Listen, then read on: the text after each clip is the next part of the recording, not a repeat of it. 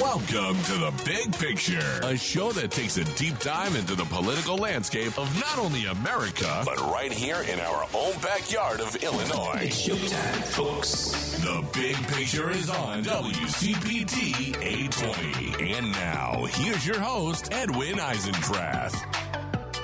Hello, everybody. Happy Saturday, and what a week. Oh my gosh, what a week. But I don't even want to talk about the week. Let's just talk about yesterday. Yesterday, Donald Trump took steps to magify our military. Think about that. He fired the chairman of the Joint Chiefs of Staff in the middle of his term. He fired the head of the Navy. He got rid of the judge advocates general in the Army and the Navy and the Air Force. None of this makes us safer.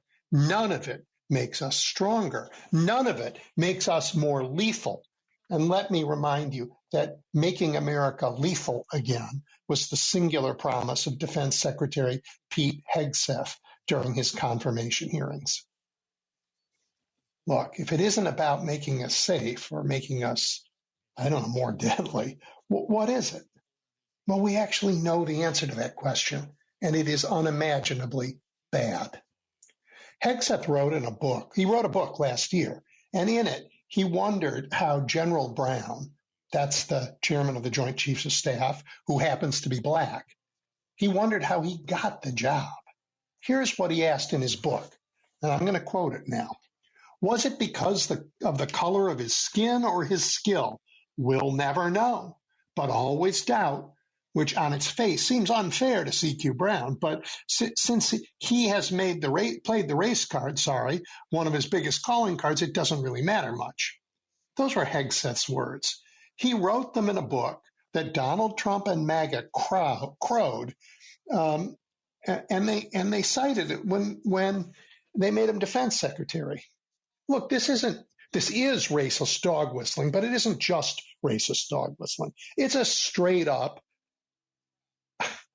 dishonest, bigoted lie. I mean, do you guys know who appointed Brown to the Joint Chiefs of Staff job? Donald Trump appointed him during his first term. He didn't get the job because of the color of his skin, and Hegseth knows it. But, I'm going to ask the question. Look, in fact, Brown has a long and distinguished record of military service, leadership, and patriotism. He is a professional soldier, not a hack politician. And he does what America has asked him to do, time and again. Just this week, Brown was on the southern border, reviewing the troops sent there to guard against what our commander-in-chief thinks is the biggest threat we face, an invasion from Mexico. That's where he was when he was fired. And Admiral Lisa Franchetti, this is the first woman to lead a military service. She spent nearly half of her 40-year-long career at sea. Look, she commanded a destroyer squadron, 2 aircraft carrier groups, our entire naval force in Korea, and the whole 6th Fleet in the Mediterranean. She has more leadership skills in her little finger than the frequently drunk Mr. Hegseth can find in a whole bottle. And by the way, on his first day in office, Trump also fired the other woman leading a branch of our armed forces, the head of the Coast Guard, Commander Linda Fagan. None of this makes us safer. One explanation of these unprecedented sudden changes, for this upheaval in our military, for making us less safe by purging the top of the leadership like this, is Mr. Trump's naked bigotry and his fear of strong women. But as bad as that is, it's not the worst. Trump says he will nominate a retired guy, Air Force Lieutenant General Dan Kane, to be the next chair of the Joint Chiefs. Kane is a 3-star general, so he'll need a special waiver for the job. He has command and combat experience, though nothing approaching the experience of either Brown or Franchetti. Where Kane does stand out, however, is that he was willing to break with military protocol, break with our laws to demonstrate his loyalty to MAGA while in uniform. Trump told the right-wing CPAC group the other day that he met Kaine during his first term when he was visiting Iraq. He says Kaine came rushing up to him wearing a MAGA hat, saying, "I love you, sir. I think you're great, sir. I will kill for you, sir." Look, it doesn't matter that Trump could be lying about all of this. He lies about everything. He could be lying about that too. But he's putting Kaine in the job because it's what he thinks. It's what he wants. This is his fantasy. Okay, keep that in mind. Just hold that thought while I turn to the judge advocates who he also canned yesterday. These judge advocates, they're the lawyers who make sure the military operates within the law. In Trump world, however, the law is whatever he says, and it is nothing else. So why bother with lawyers? Why bother constraining our armed services? And remember, Trump has publicly talked about deploying the military in America against Americans. Those lawyers would stand in his way. This is truly dangerous, truly frightening, truly appalling stuff. And of course, we want our leaders to fight back. Senator Jack Reed of Rhode Island is the top Democrat on the Armed Services Committee, and he reacted to the purge last night. He got right up there and he put out a statement, and he said firing uniformed leaders as a type of political loyalty test or for reasons relating to diversity and gender that have nothing to do with performance erodes the trust and the professionalism that our service members require to achieve their missions. Okay, I appreciate his opposition, but anodyne discontent doesn't meet the moment, Senator.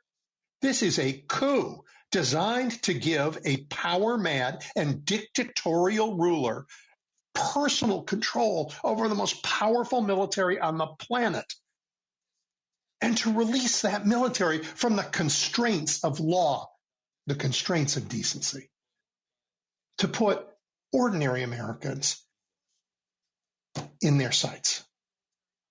My gosh, America, if we still value our freedom, we need to drive this president's poll numbers so precipitously down that even those cowards, those MAGA members of the United States Senate, will reject Kaine's nomination and will restore the judge advocates to their posts.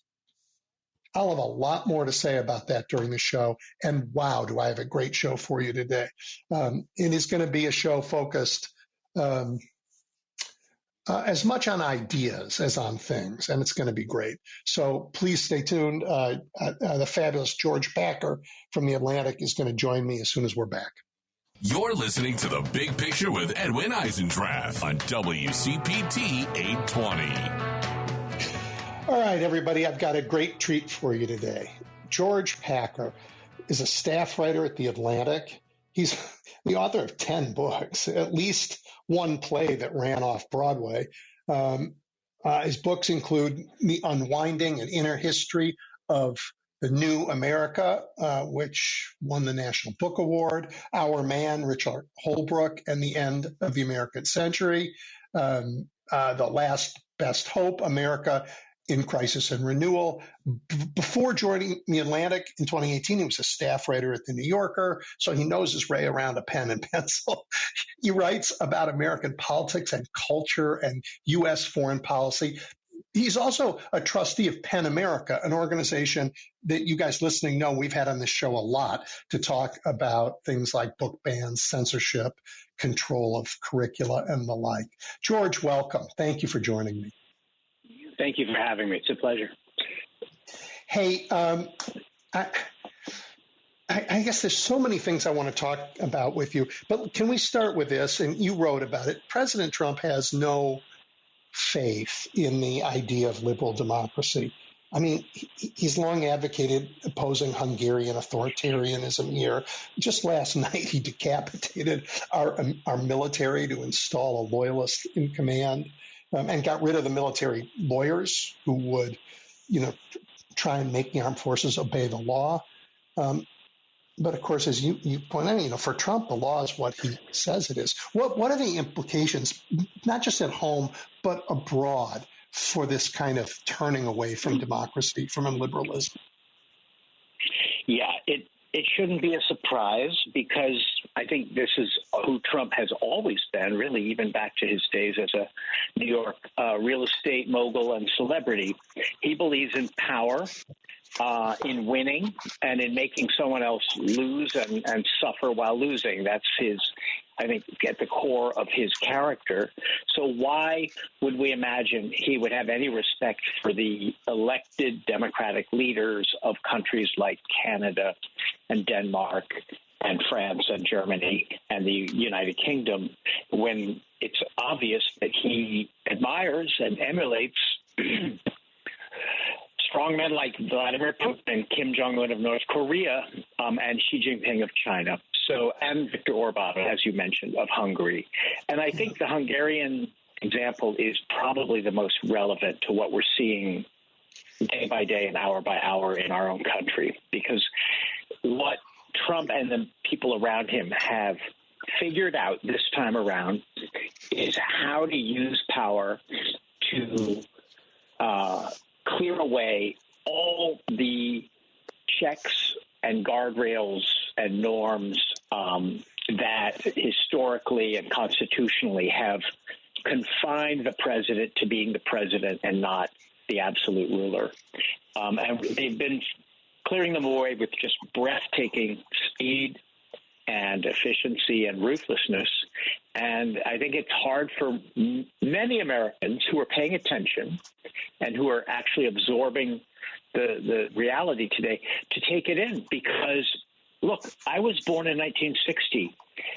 I grew up, lived my entire adult life under a democratic system in which whatever president was in office respected certain principles, maybe even violated them, but got caught violating them and punished for violating them. Let's think about Richard Nixon, and had a view of America's role in the world that we are a superpower. We will act in our own interest, but we will act as if partnerships, alliances, and even humanitarian programs like the Marshall Plan and USAID and PEPFAR, the George W. Bush's plan for the control of AIDS in Africa, that those are in our interest too, because they keep the world a little more stable, a little safer, and maybe even a little more pro-American. And all of that has been swept away. The rule of law, the idea of America as standing for something other than its own raw coercive power, the idea that Congress and the courts are other branches of government that exist in order to make sure the president, that was a little slip, does not become the king. It's all being knocked aside and done almost without much resistance. And so I think the first thing to do is simply to take in the enormity of what's happening and to see it clearly and coldly, not hysterically, but clearly, and to understand that this is a historic shift, both at home and in our place in the world, in what America means. Yeah, I mean, the one way I know to deal with the enormity of this attack is to at the end of every day stand back and categorize the things that I've seen them do. So I don't react to each one separately. Which are the ones that undermine the checks and balances? Which are the ones that undermine the rule of law? Which are the ones that go after alternative sources of power, like the press or universities? And put them into those buckets so you can see the coordinated effort of this attack for what it is. That's very useful, because it's overwhelming to try to take them in one at a time and to see them in granular detail, although that's one role of a journalist, of course, is to do that.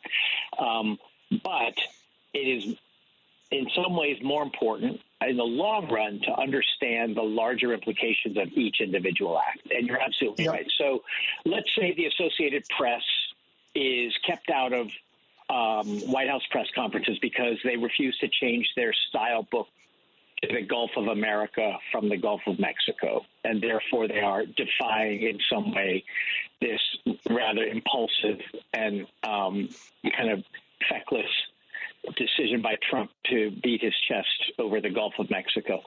That means the warning has been sent to the rest of us in the press. If you don't toe the line, you will not be able to cover this White House, and the American people are not going to be able to know as well as they need to what we're doing. And that's a coercive move. It seems very small, very tactical. Does it really affect American democracy? Well, maybe by itself it doesn't, but we have to, as you say, Edwin, we just have to understand the implications of each of these acts. And the cumulative nature of it. Yeah, the cumulative nature. So now, after last night's massacre of the top echelon of the armed forces, what we have is a threat to those serving in uniform that if they don't show their personal loyalty to the president and to an ideology rather than to the Constitution, that their career's over. And so they'll have the choice, just as journalists are presented with the choice. Do you salute and show your loyalty to the man, which was never the role of the military, or do you stand on a principle that is going to cost you your career and find that you've been replaced by someone who is a lackey, who is a sycophant? It's a very difficult choice. And I think a lot of civil servants right now are trying to decide whether they should just clear out of their department and find another career, or whether they should stick around hoping that they can either outlast it or in some way continue to do their job constitutionally and honorably and resist this incredible pressure to become a loyalist, to be loyal to one man, which is what Trump is all about. Yeah, I'm hoping that Democratic leaders will stand up and say, follow the law.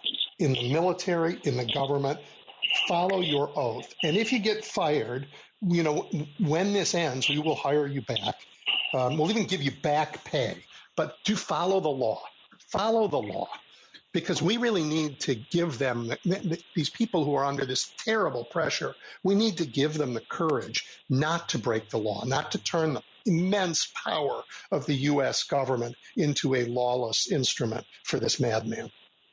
Yeah, I think a salient example is happening right here in New York City, where I live, where our mayor credibly charged with sort of petty corruption, sort of pathetically petty, but legitimate corruption. Yeah, no, I'm in Chicago. I know that kind of corruption. Yeah, it's like, can I get someone to put me in first class? My street, be in first class. It was pretty sad, but he's been charged with.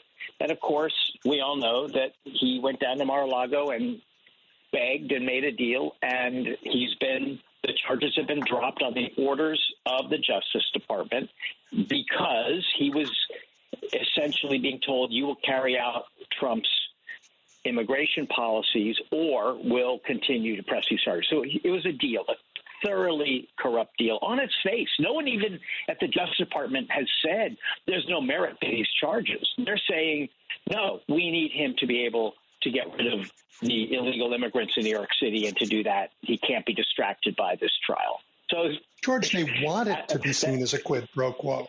They want everybody to know that's what they're doing. I think so, because that's the way that Trump does business, and that's the way he sees power, is to let you know that I have this on you, and I will use it unless you do what I want. Unless you give me Greenland, I will withdraw from NATO. Unless you become the 51st state, I will impose tariffs. Now, that might not be about to happen. That one was probably a little far-fetched, but that's the pattern. And it's very effective because he has so much power as president. And what we're learning is that if a president is willing to use it, his power appears to be nearly limitless as long as Congress and the courts and public opinion, above all, public opinion, allow him to. Yeah. There are guardrails, but I don't think our founders ever thought we'd have a supine Congress that would get walked over like this. You said he's going after all of the guardrails. And I want to be very careful here because the most important guardrail is, of course, elections. And are you worried that future elections are in doubt? Of course. Why would that not be on the table, given that the rule of law, independent investigative bodies, inspector generals, the non-political idea of the military, the free press, all of those institutions have been attacked in remarkably short order. Why would elections, which he's already challenged in the biggest way we've ever seen since Fort Sumter, why would that be off the table? So, yeah, I'm quite concerned. And I guess the question is whether our states and localities where the elections are run have the independent men and women and the ability to withstand whatever pressure might come from Washington to rig them, because I think that's quite possible. I agree with you, and I encounter all the time people who just are unable to imagine the worst. They just can't imagine that what you and I are talking about is possible. And although more and more I think Americans are waking up. It's taking a while, but I think they're getting there.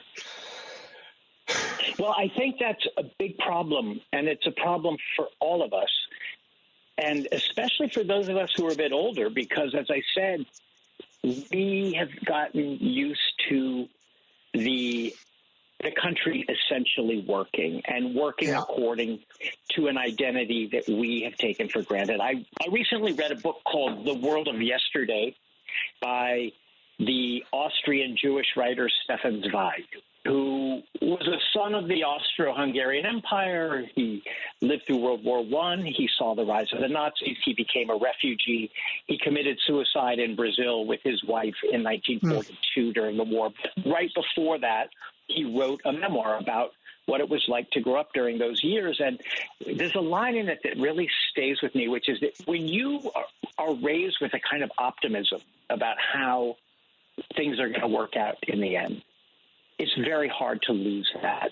Even, he said, in 1942, when you're a refugee, a Jewish refugee from Hitler, it's hard to believe it's not all going to work out. And I think that's true for us because we've been lucky as Americans that it has basically worked out. There have been all kinds of problems that we don't have time to go into, but we've never thought everything is going to collapse. And now we're seeing it collapsing, and it's hard to believe.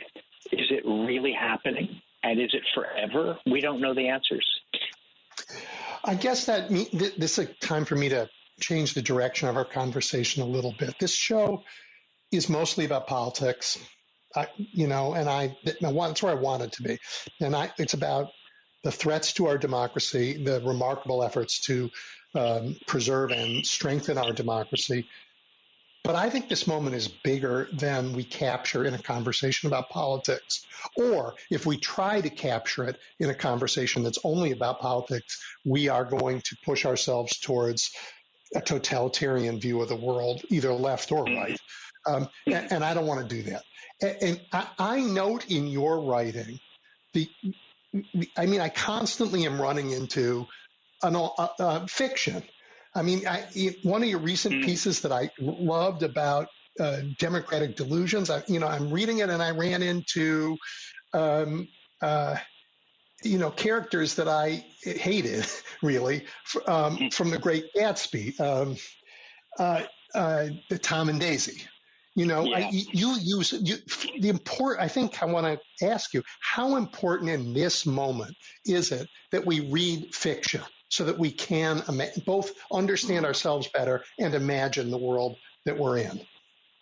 It's so funny and wonderful that you asked that. I actually have just finished a novel that's going to come out later this year called The Emergency, which is an allegorical fiction that is not about our time and place, but of course it is about our time and place, because I think it's a way to get at the deeper realities, the deeper feelings and ideas, and just the atmosphere of what it's like to live in a society that appears to be falling apart.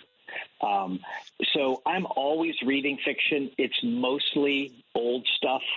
It's mostly tonight, in fact, I'm going to meet with my book group, and we're going to discuss War and Peace, which we've all been reading. So for me, it's vital to keep the imagination engaged, to keep the ability to take an interest, to deeply be interested in characters and places and themes that are invented, but that always, of course, have something to do with us. I recently wrote an essay about Thomas Mann's great novel, The Magic Mountain. I want to talk to you about that. I'll get to that because it's one of my favorite books in the world. So I want to talk to you about that. But let me take a minute back with both Gatsby and Tolstoy, since you brought them both here. Do you have the quote that you used about Tom and Daisy? I have it in front of me. Let me just read it.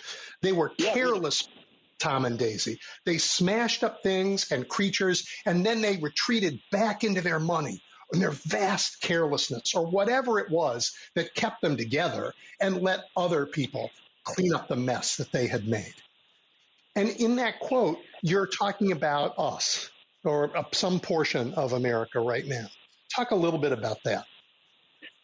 Well, it's a great quote and justifiably famous because it captures a type of irresponsibility that has something to do, I think, with money and power, unaccountable money, unaccountable power, and lack of character tied to that.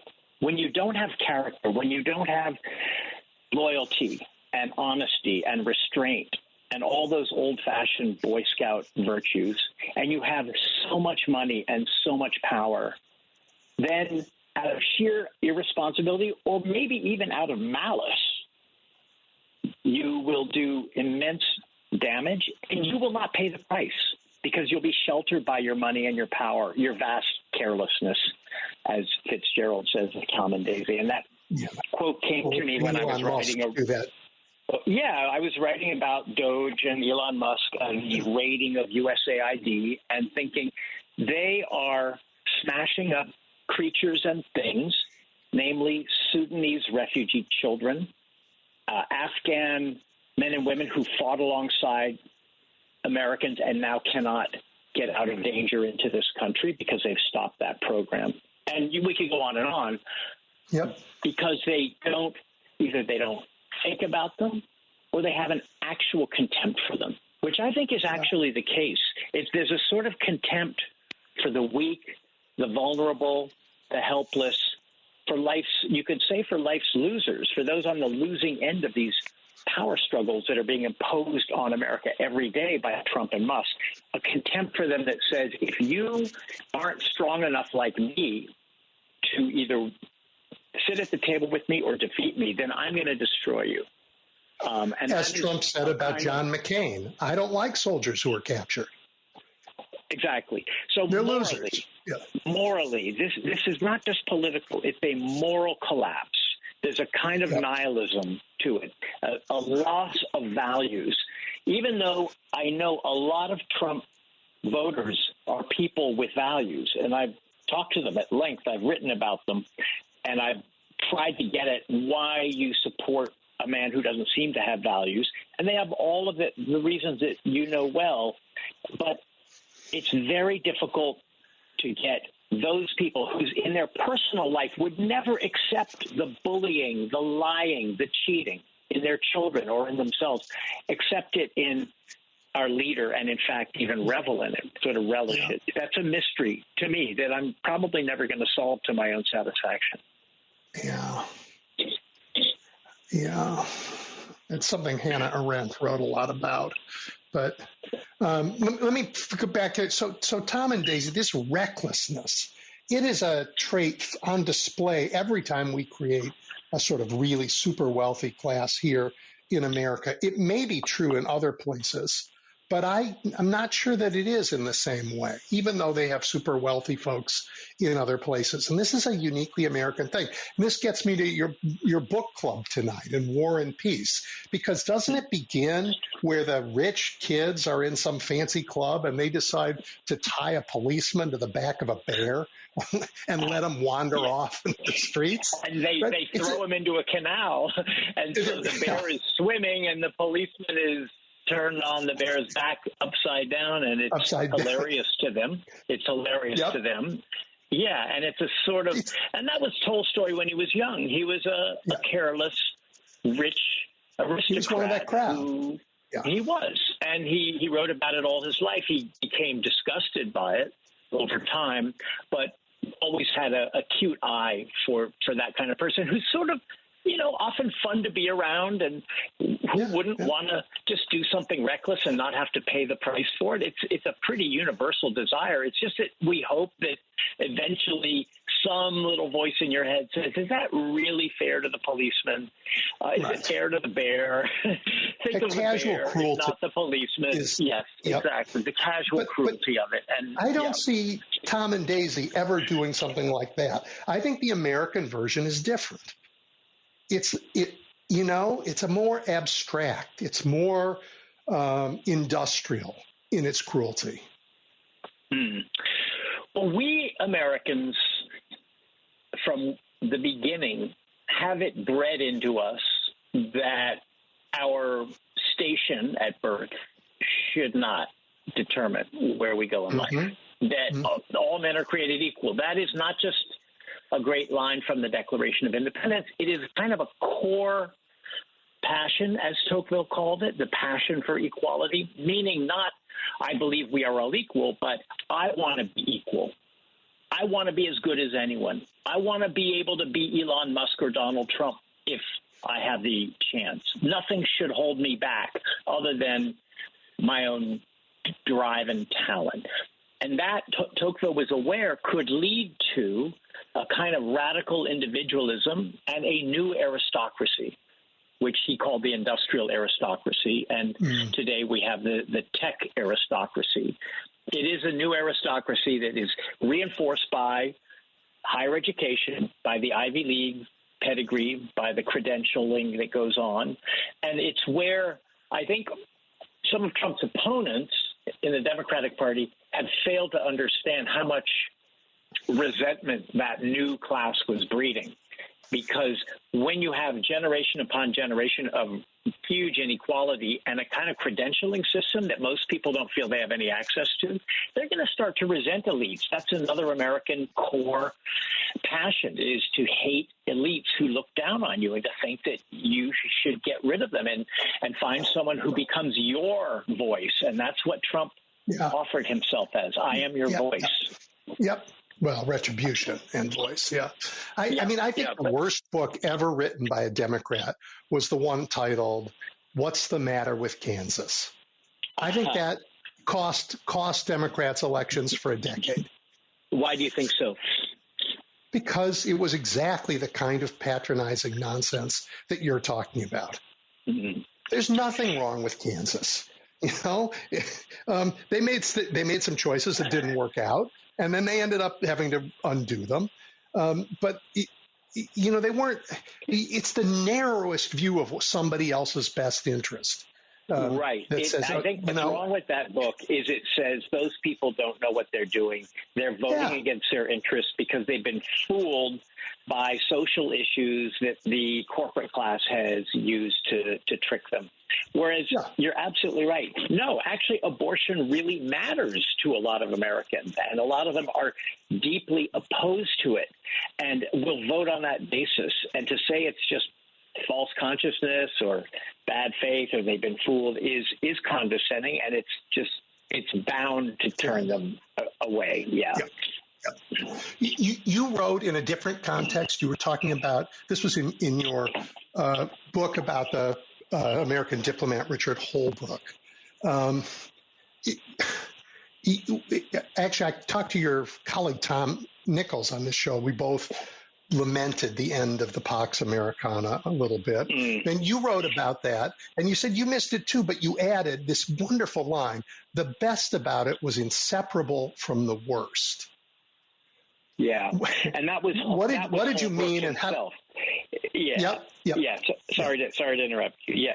So Richard Holbrooke was a larger-than-life character who served Democratic presidents from John F. Kennedy to Barack Obama as a diplomat, as a young Foreign Service officer. He was in Vietnam.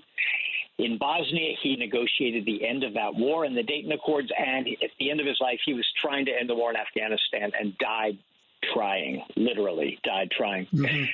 What I meant by that was all of his worst qualities and our worst qualities, arrogance, aggressiveness, a capacity for lying, excessive faith in ourselves, an idea that we can basically tell other people how they should be doing things and that they'll just see the light and do it. All of that, which is our ego, and he had a huge one, to me cannot be detached from our idealism, our belief in the things I have always believed in: democracy, humanitarianism, generosity, compassion, the rule of law. Because with Holbrooke, I thought if you tried to fix him and somehow excise that ego, then you would kill the motor that is driving him to end the war in Bosnia and to strengthen the United Nations and to negotiate a way out of Afghanistan. And so there's something about our idealism and our egotism that are inseparable. We believe in ourselves. We have this messianic faith that gets us into all kinds of trouble. But those who want it to simply be put down, and they're on the left and the right. The left wants us to be a kind of plus-size Norway, and the right wants us to go back to the isolationism of the Gatsby era in the 20s. Those are not going to happen because we're too big, we're too strong, and we're too messy. So the alternative is between the kind of aggressive idealism that Holbrooke embodied, and it really was the American policy of the post-war up until about the day before yesterday, and the raw use of power to gain immediate ends that Trump represents. And that's what we're seeing today. Well, I picked that quote for a reason, because now I understand how you mean it. I want to ask you if we should take some comfort in the reverse possibly being true. Is it possible that the worst about us is not inseparable from the best? In other words, was Trump there all along? And or even with him ascendant, do we keep our best parts and have and find that they fight their way up? Well, that's the hope. That's the hope. I mean, right now it's very dark because one feels powerless. Where do you turn? I'm being asked all the time by people. Like I just wrote a piece about the demise of USAID and the refugee program, and I interviewed a man in Pennsylvania who had been sponsoring an Afghan refugee family who are now trapped in Pakistan, cannot go back to Afghanistan. They'll be killed and now cannot come here. And he said, who are we? Who are we and what can we do? And there's a sort of, right now at least, a sense of hopelessness and helplessness. I think now his sister is part of that sponsor group for the Afghan family. I interviewed her too. She is a devout evangelical Christian Trump supporter. She's exactly his base. And she had not heard that the refugee program had been stopped. And when I told her, I could hear in her voice, she didn't understand why. It made her a little upset, sad. And then she began to ask me, what do you think I can do? And should my husband write to the White House? Could they make an exception for our family? In other words, the impulse to do something good for someone she doesn't know on the other side of the world is not dead. It's still there. And I think there is in American character, in our sense of a national character, a certain pride that we are generous, that we are compassionate, that we are loyal, that we don't betray our friends and suck up to our enemies and take food away from starving children. We don't think that's who we are. It is who we are right now. It's what we're doing. And we elected a man and a Congress who are doing that. But it's not, the feeling is not dead. I don't think the feeling in our character is dead because it goes very deep and very far back. And my only hope is that the public opinion, the American people, begin to understand what's being done in their name and say, that's not what I voted for. Right. And that is actually not a thing to wait for. That's a thing Americans can help do. They can talk to their neighbors. They can talk to their friends. They can show up and yell at a congressman. They can go demonstrate. They can help change American opinion. It's why I have this show. It's all, I mean, I think at the end of the day, we have to be our best selves, and we have to talk about that. Let me ask you something about that. Do we still know how to talk to each other? Do we still seek out people who are on the other side of the aisle and have those conversations in a way that doesn't end up destroying relationships? And do we know how to get information to people? Because the wildfire of X and Elon Musk's campaign of propaganda is so much faster than the garden hose of the Atlantic doing fact-checked articles that take a week to get published. Well, so we I mean, it's not new that, what is it? They say lies travel around the world before truth can lace up its sneakers. That's certainly still true. I think it's harder to have those conversations. But I think they still happen. I mean, for gosh sakes, everybody has a relative they have to have that conversation with.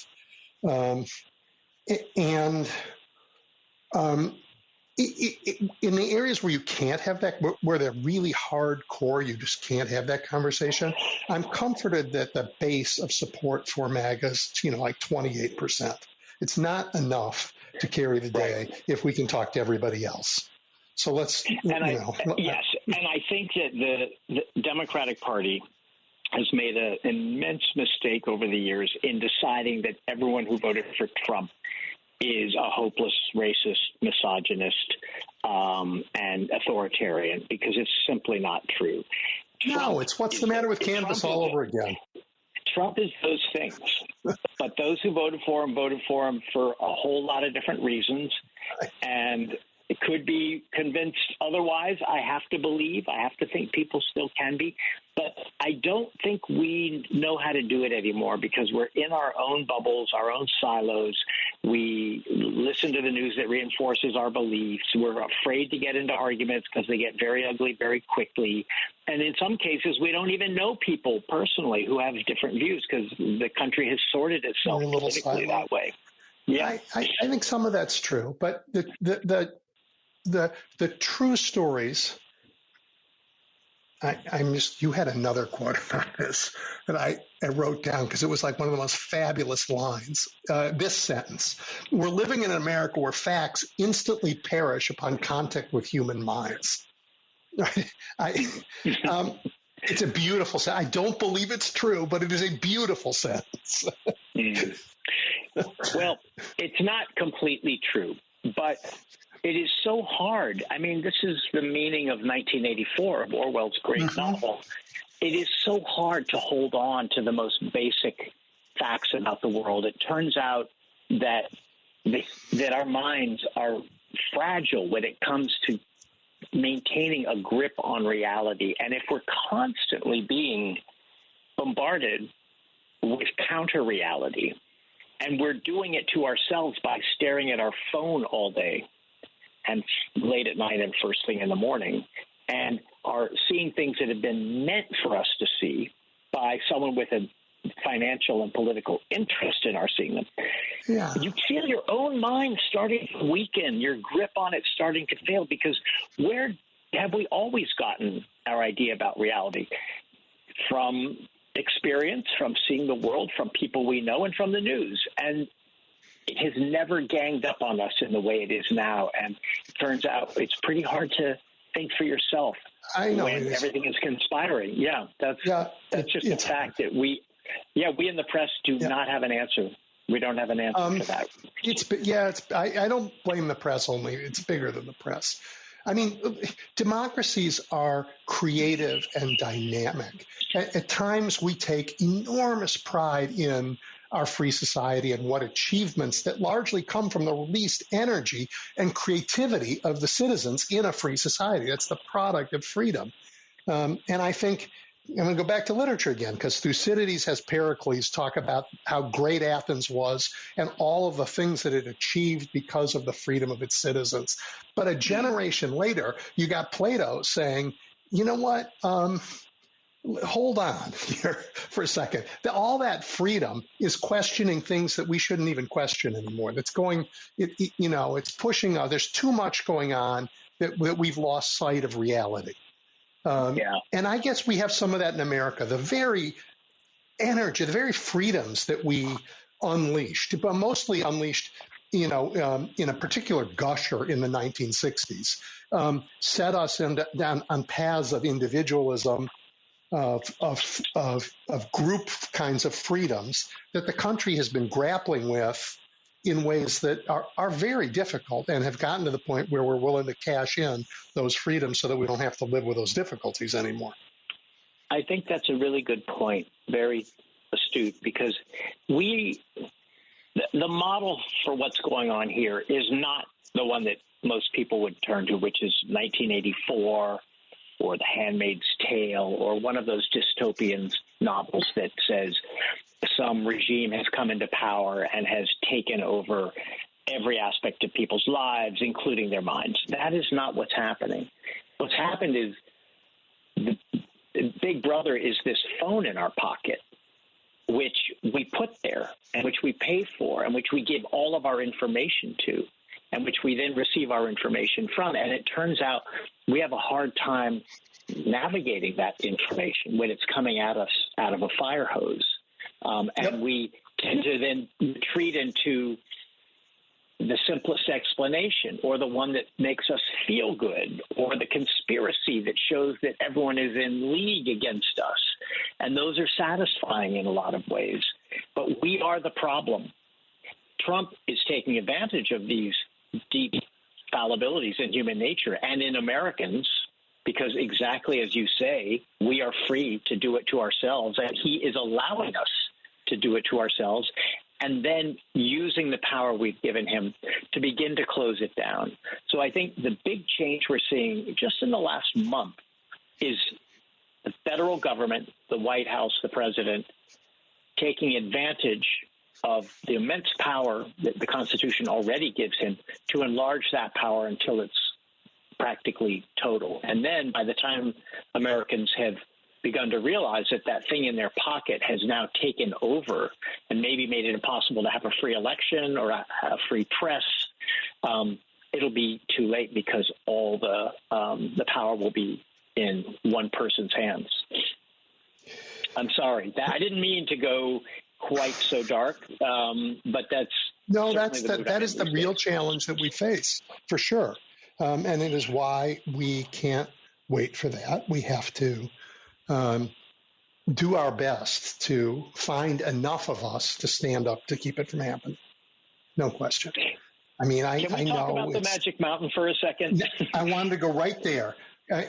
So you start, and then I'll tell you why I love it. Well, I read it when I was a young Peace Corps volunteer in Togo, West Africa. I was having a very hard time psychologically, personally, in this little village with George, I have to interrupt you for 1 second. George, I got to interrupt you for 1 second. Please just tell everybody what it is and, a little bit about it. I will. Because you and I have read it, but it's not a bestseller. Thomas Mann was a Nobel Prize-winning German novelist of the first half of the 20th century. And I think his greatest novel was The Magic Mountain. It was published in 1924. But he began it before World War I, and it's a novel about a young, ordinary German engineer named Hans Castorp who goes to Switzerland to a mountaintop sanatorium that was popular back then to visit his cousin who's got tuberculosis. And he plans to stay for 3 weeks, and he ends up staying for 7 years because he's seduced by the sanatorium, by what he's learning about himself, about life, about death. He's seduced by a woman, and it's a marvelous, long account of a journey in one place, really almost on one sofa, into everything that life is about. And essentially, the journey takes him from a kind of fascination with illness and death to a willingness to not ignore death, to accept death, to look death in the face, but not to let death control him, and instead to affirm life and love. It's a very humanistic novel. And during the years Mann wrote it, he himself changed. In World War I, he was a German conservative, pro-Kaiser, very strong believer in the German side of that war, anti-democratic, anti-liberal. And after the war, with the Weimar Republic, which was happening right in his city of Munich, Hitler was beginning to organize the Nazi Party a few miles from Thomas Mann's house. He realized that a liberal democracy was necessary for everything he cared about, including art, to thrive. And he became, you could say, a humanistic Democrat. And that's the vision, I think, that the novel leads toward. And to me, it gives a kind of affirmation to the feeling that we are all in some way brothers and sisters, and we all have a common destiny. And we can't ignore that, even though it's hard. I love that. I have a slightly different take. Not different take. I have a different aspect of the book that sings to me. Sure. There's another character in the book who is the foil for the main character. He is a military guy. He is a man of action, not so much of ideas. And I think his name is Joachim Ziemßen. That's the cousin. Yeah, his cousin. His cousin, sorry. And he's there, and he is not well, but World War I starts, and he says, I can't hide. I have to go fight. And I think the line at exactly the middle of the book, he dies, but there's a line that talks about his root-pierced grave, that somehow life is growing from the sacrifice and the willingness to be part of the world of this cousin. He's doing what he's doing. And I read like you when I was a very young man, and it set me into a career in politics and government, and actively involved in building a world that I love. Yeah, that's wonderful. There's so much in that novel, Edwin. We haven't even talked about the two political talkers, the liberal Italian Settembrini and the reactionary, revolutionary Jesuit Nafta, who have these long dialogues with Hans Castorp in the middle. Sort of, they're fighting for his soul, and in the end, he rejects both of them. It's an incredible high wire act of political conversation that goes on for pages, and somehow you just don't get tired of it. So I would tell your listeners, if you haven't read it, don't be deterred by its length or even its seeming density, difficulty. It's just an enchanting fairy tale of a novel about, really still about us. I think it's very much about who we are. Yeah. Although, if you're reading it, make sure that you have at least the parts that are in French in the middle translated to English if you don't speak French. Yeah, that's right. Exactly. Which is one of the great love scenes in all literature. Yep. Yeah. Well, this has been an enormous pleasure for me to have this conversation, not so much about events as about ideas. And George, I've enjoyed it greatly, and I hope that those of you listening have as well. George Packer writes for The Atlantic. As you can tell, he is thoughtful and brilliant and deeply concerned about our future. George, thank you. Thank you so much for having me. I really enjoyed it. You bet. Take care. You're listening to The Big Picture with Edwin Eisendrath on WCPT 820. Okay, welcome back, everybody. Dana Wormold edits newspapers. He edits them in New Hampshire.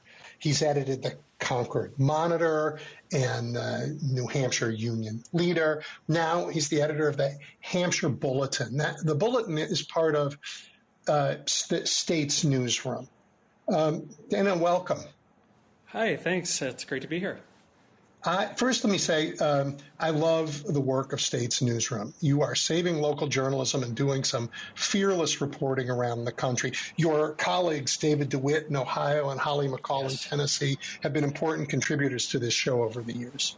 They are awesome. Yeah, State's Newsroom, I am so grateful to be working for an operation like that. They're just amazing. All the state editors are amazing. We get together once a year, meet up and, talk about all this madness. And I'm just truly grateful to work there. Yeah.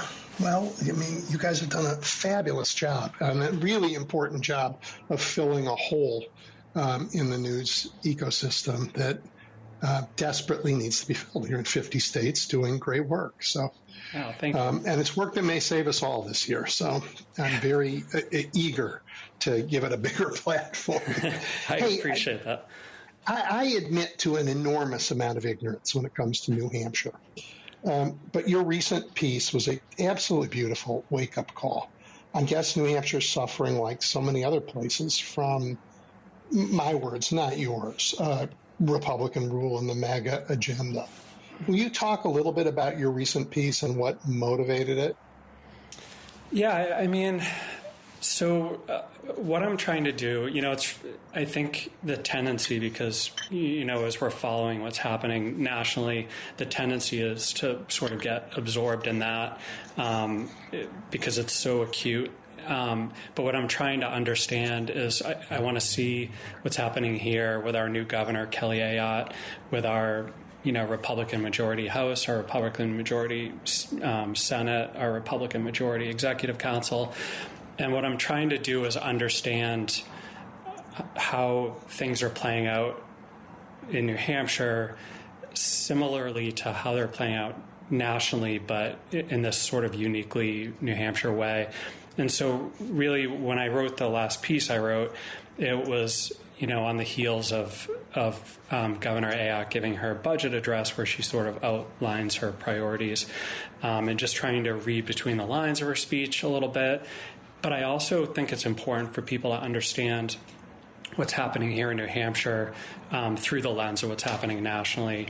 And so it was a little bit, I guess, of that and just some of my concern. And really, as much as we're seeing something very new out of Washington, for me, it's also a very long story here in the state, just about how we view, taxation and things like that. So that was really the impetus for that piece. Well, so those of most of my audience is in the Upper Midwest, although people listen all over the country. But I'd love you to tell that story a little bit. What's going on in the state?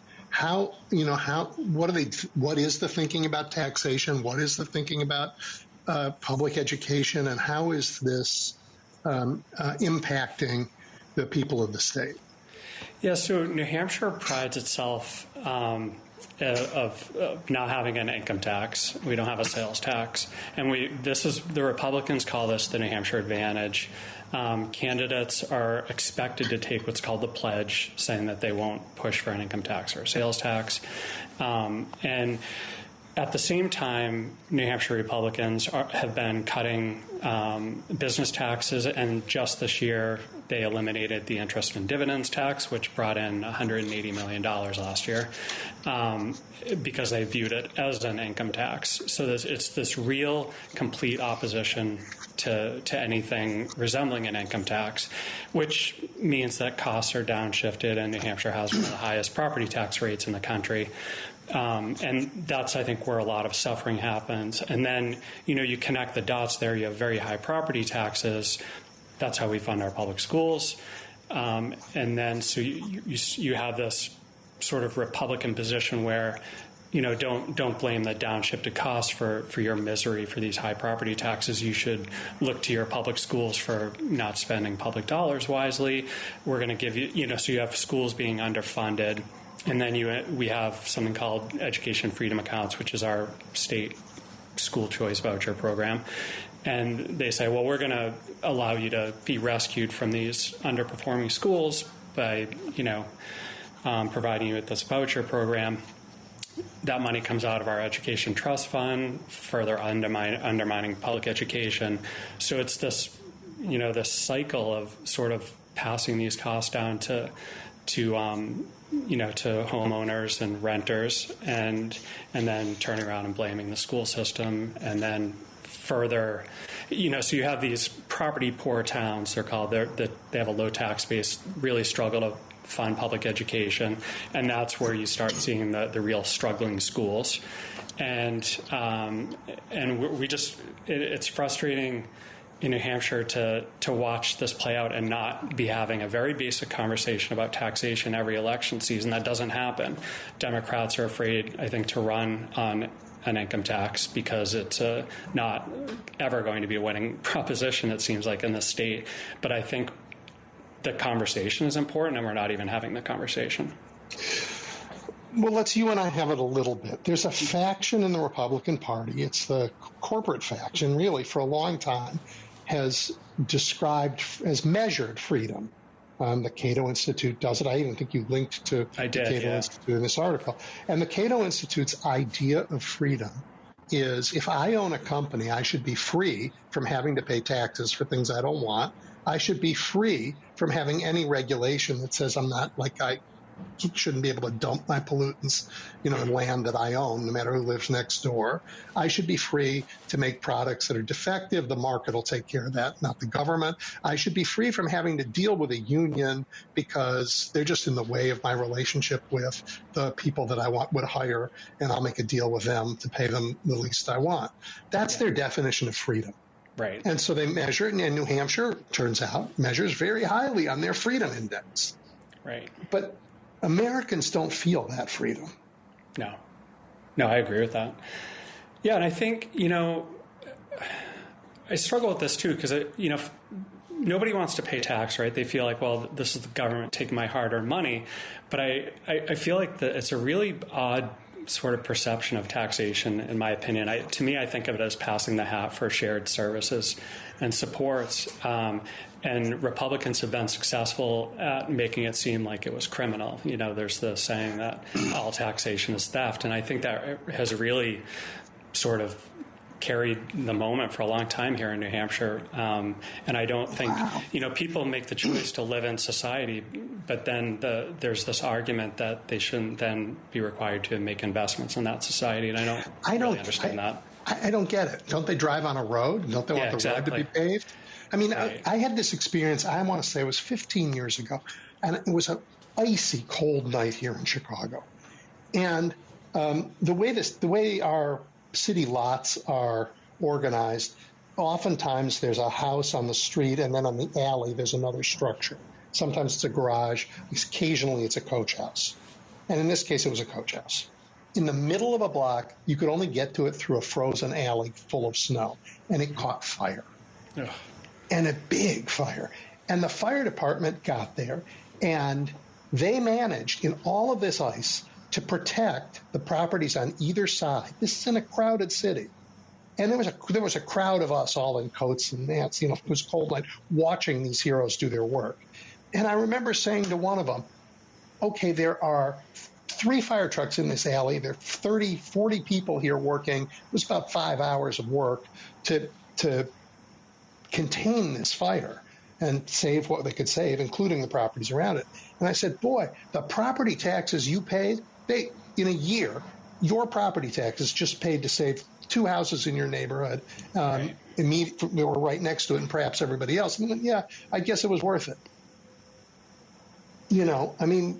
There are examples that are obvious like that, but people have to see them. Yeah, absolutely.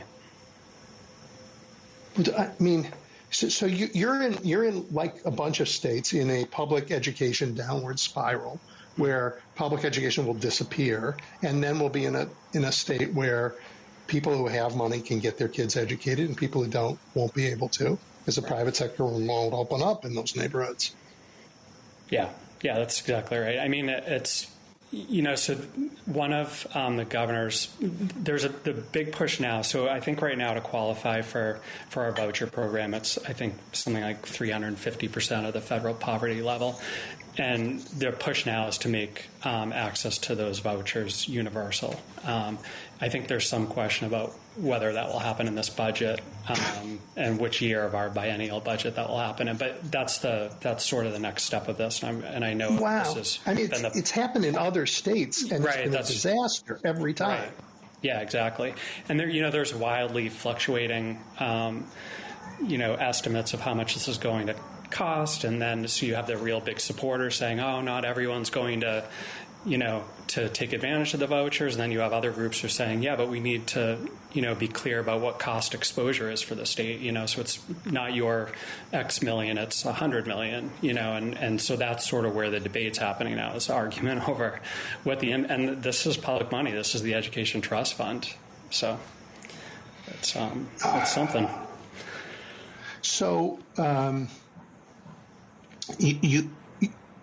there are other things going on in this budget, but it's a real conservative budget, constrained by limited state resources. The quality of life across New Hampshire isn't terrible. I mean, people live good lives there. So why, in what sense are they right?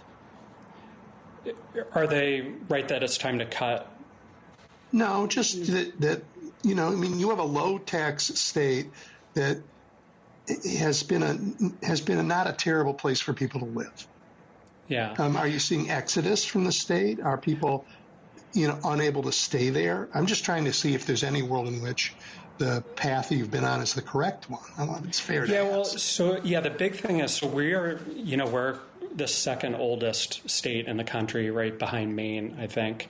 And it's become almost impossible for young people to stay here. There's just no housing. The rental market is terrible. There's there's no such thing as a starter home in New Hampshire anymore. So I think you're right. I think by a lot of metrics, New Hampshire is a really terrific place to stay. I think a lot of that is geographical, just in terms of quality of life. We have access to great medical facilities here in New Hampshire and in Boston. We're close to Boston. We're close to the mountains. We're close to, to the ocean. So, and I think, you see a lot of, in New England especially, you see a lot of, prosperity. But I do think it's reaching the point, like, I don't know how my daughters, who are both in college, I don't know how they stay here. I don't know how they sort of, make it on their own. We're like a lot of other states, we're seeing really huge childcare issues. The cost of childcare is prohibitive. And so I think, you see this sort of critical mass forming, and I think it's really, we're not bringing in young people to help fuel some of that growth. I see. So you really have a generational nightmare coming. Yeah. Don, I want to ask you this. This is a heartbreaking question, I guess. And if it's unfair, just tell me. But would you advise your kids to leave? That's terrible. That's just a terrible thing to think about.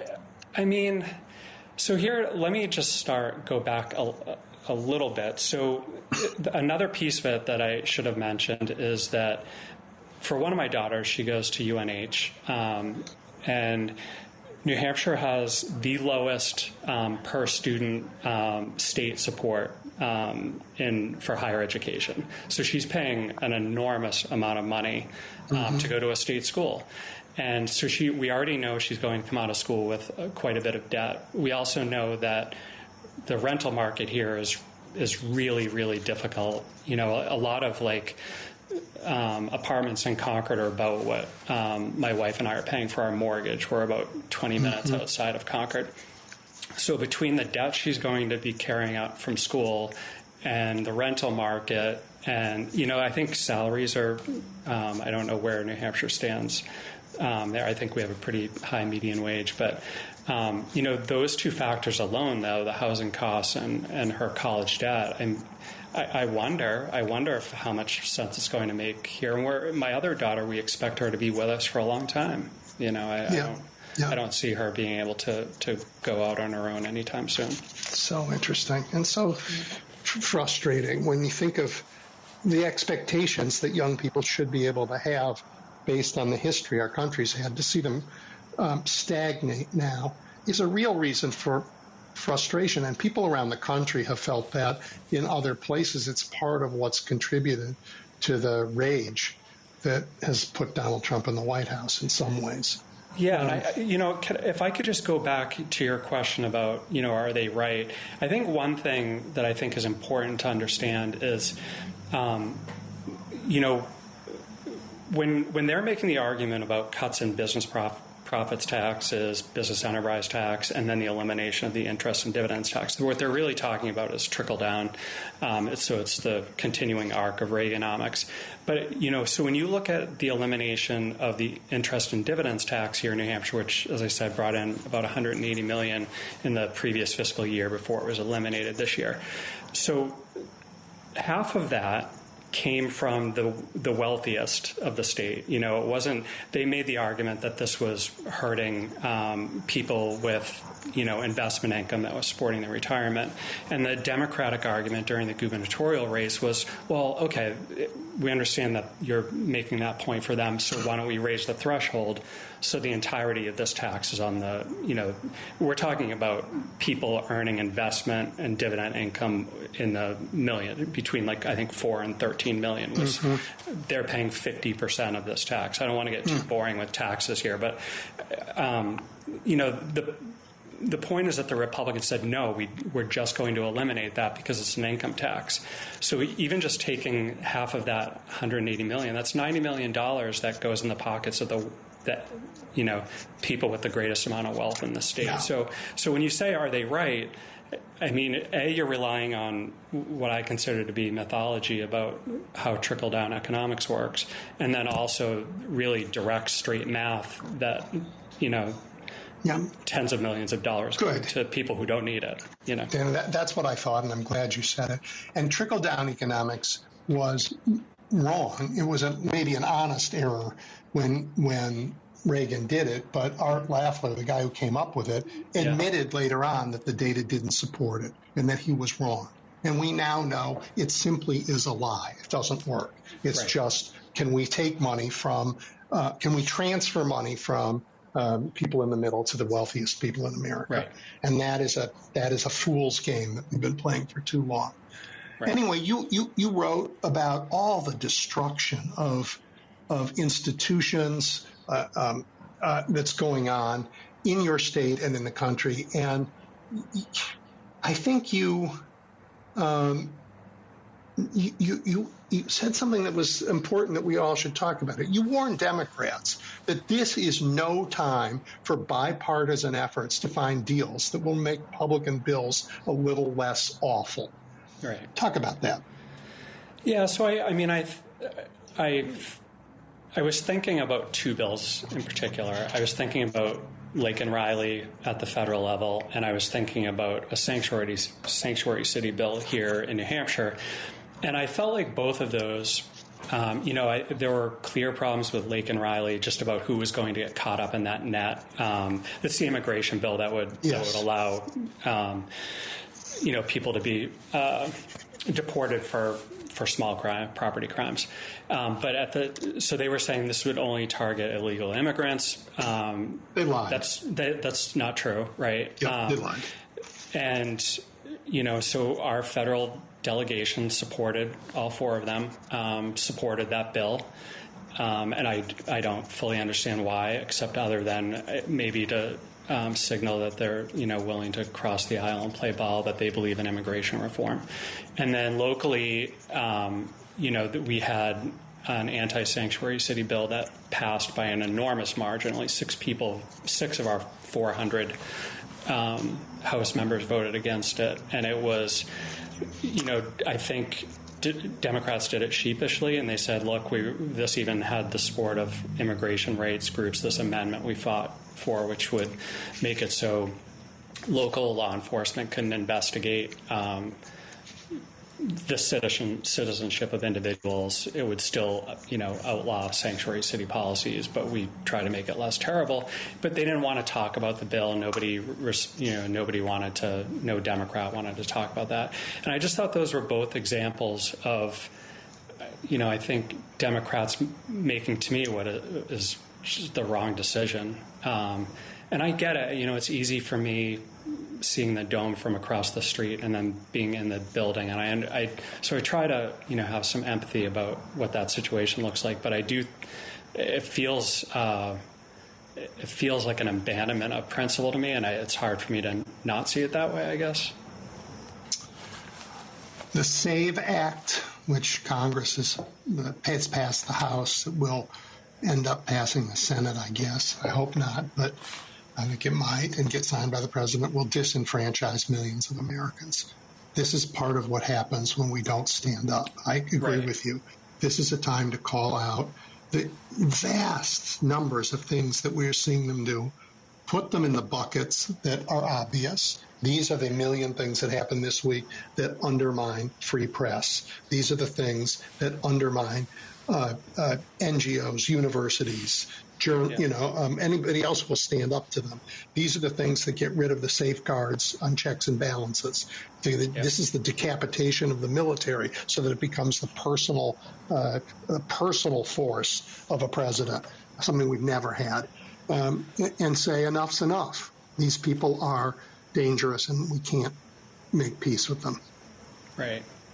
Yeah, I think that's right. I think, it's really and I think you said it actually right at the top of your show that it doesn't meet the moment. And I think that's the right phrase. I mean, I think there's so much anger, frustration, fear, and it feels like, I think to a lot of people, that the Democratic Party is a rudderless outfit right now, and that there's nobody sort of pulling people together in that moral outrage. And I think, again, I'm not a politician. I've never worked in politics, but I think it's important for them to be out front, to be angry, to show the real harm, illustrate the real harm, and connect dots for people to the sort of broader situation we're in, and then build the coalitions from there. And I feel like I really feel like that's not happening right now. I think people are, I called it crisis hopping in my column, and it feels to me like because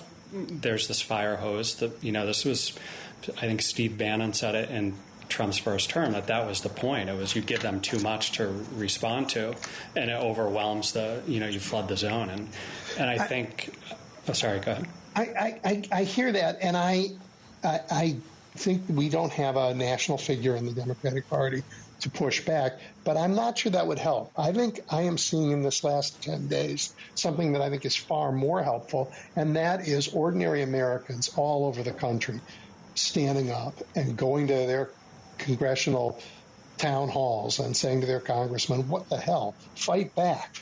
And going to Republican congressmen and saying, don't let this happen to us. So, good, decent Americans everywhere are saying, hey, wait a minute, we don't want the president, to be the only, have no checks and balances. That's not what we signed up for. I totally agree with that. And I think, Do you see that happening in New Hampshire? Yeah, so I think the protests, and it's been freezing in New Hampshire.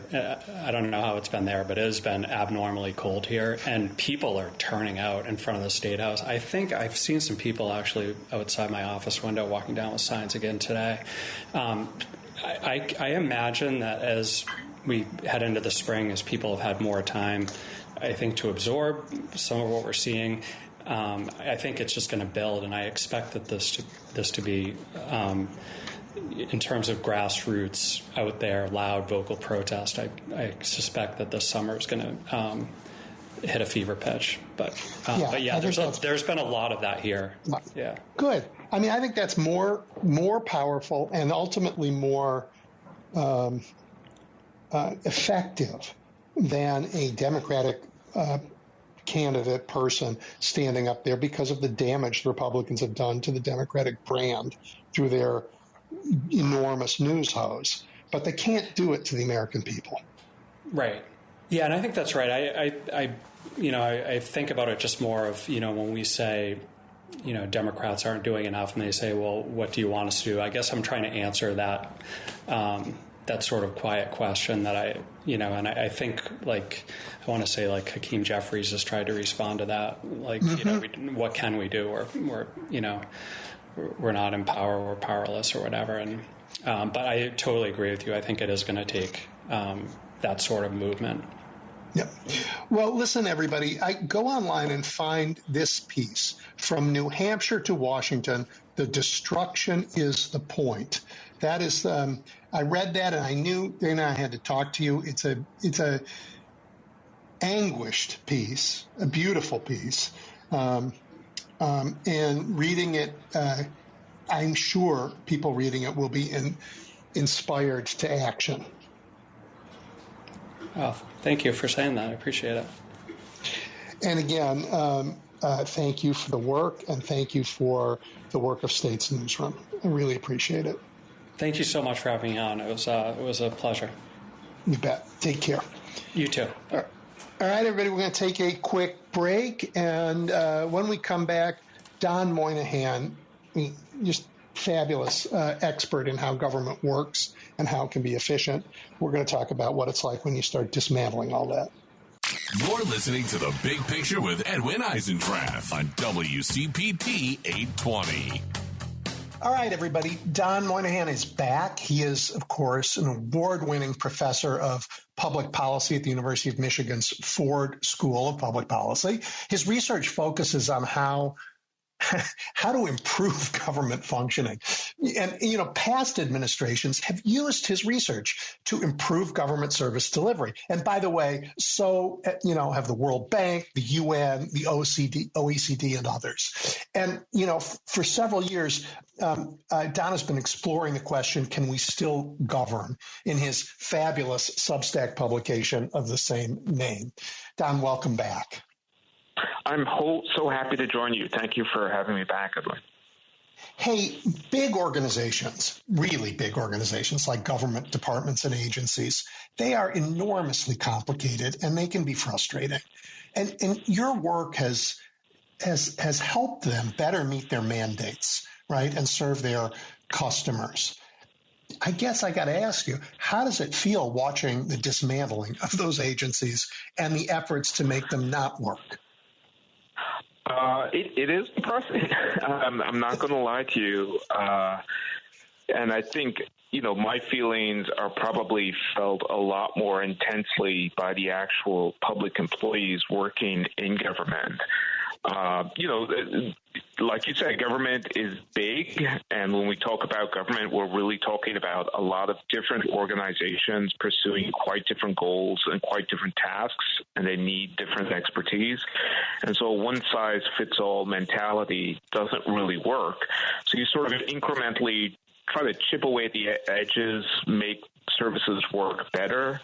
And the promise of DOGE and the promise of President Trump is that you don't need to do that. You just need to go in with a chainsaw and cut, and somehow that will make everything better.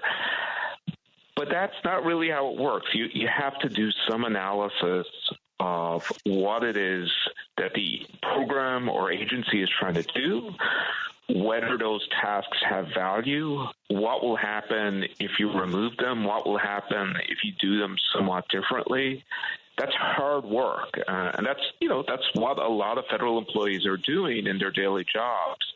And instead, we're really now experiencing a moment of administrative vandalism, where the theory is you don't need to know anything; you just cut.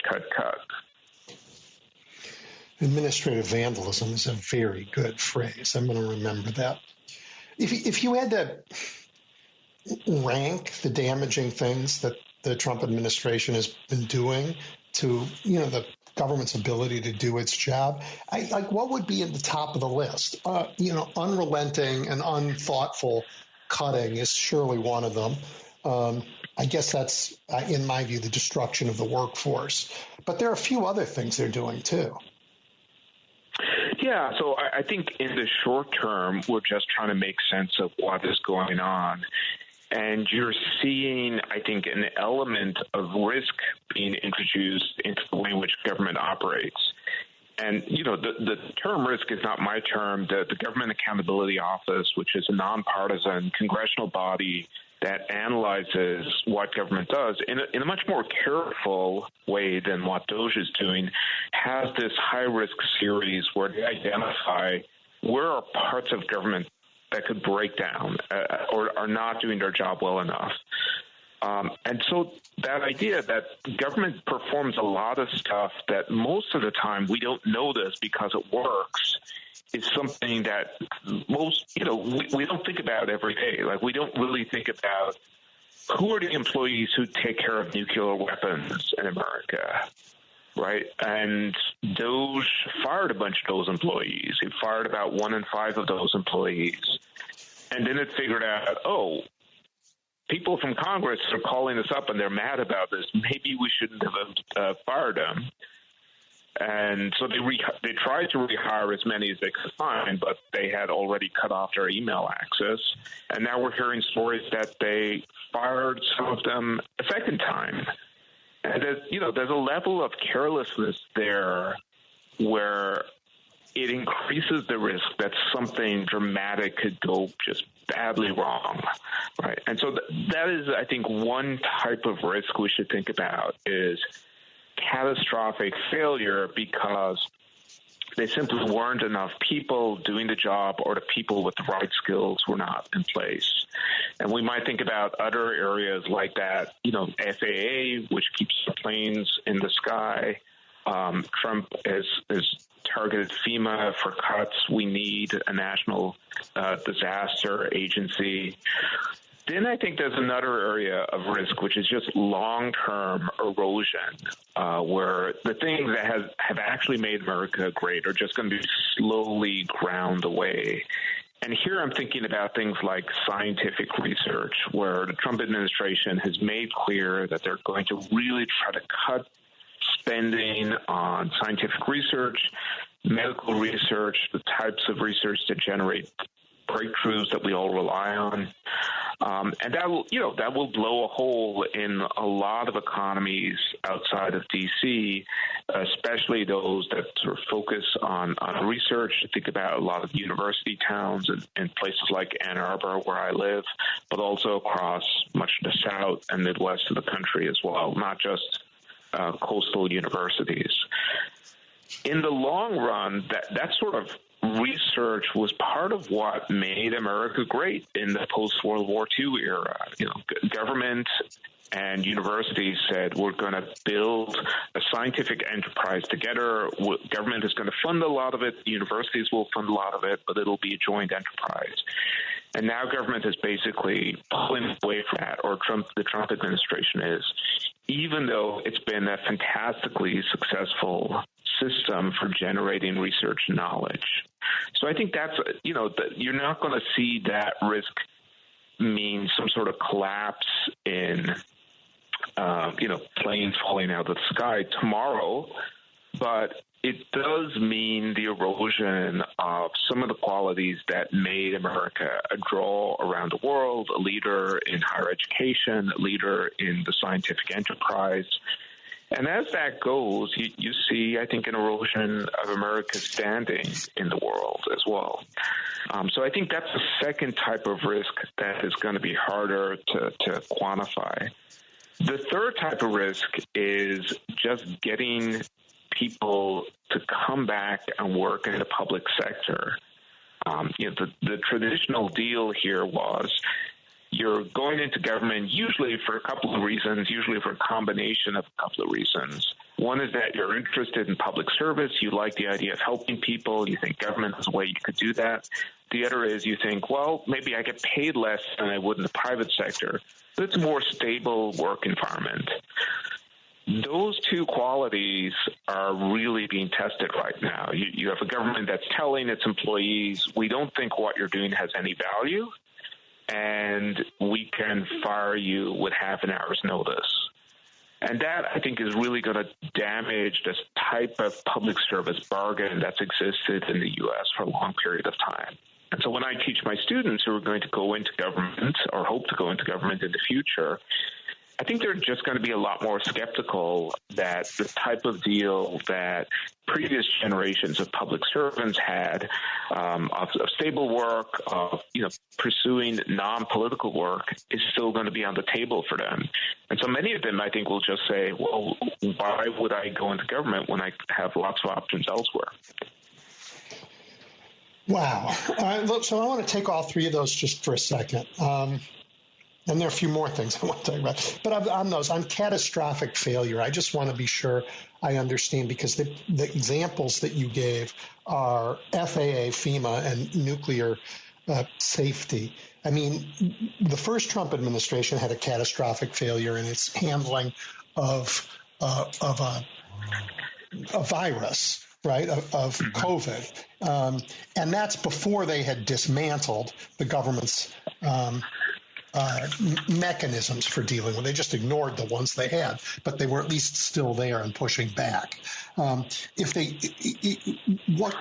just want to understand, when you say catastrophic, you are talking about big catastrophes, a nuclear meltdown, a plane falling out of the sky, an earthquake or a flood or a hurricane that no one responds to.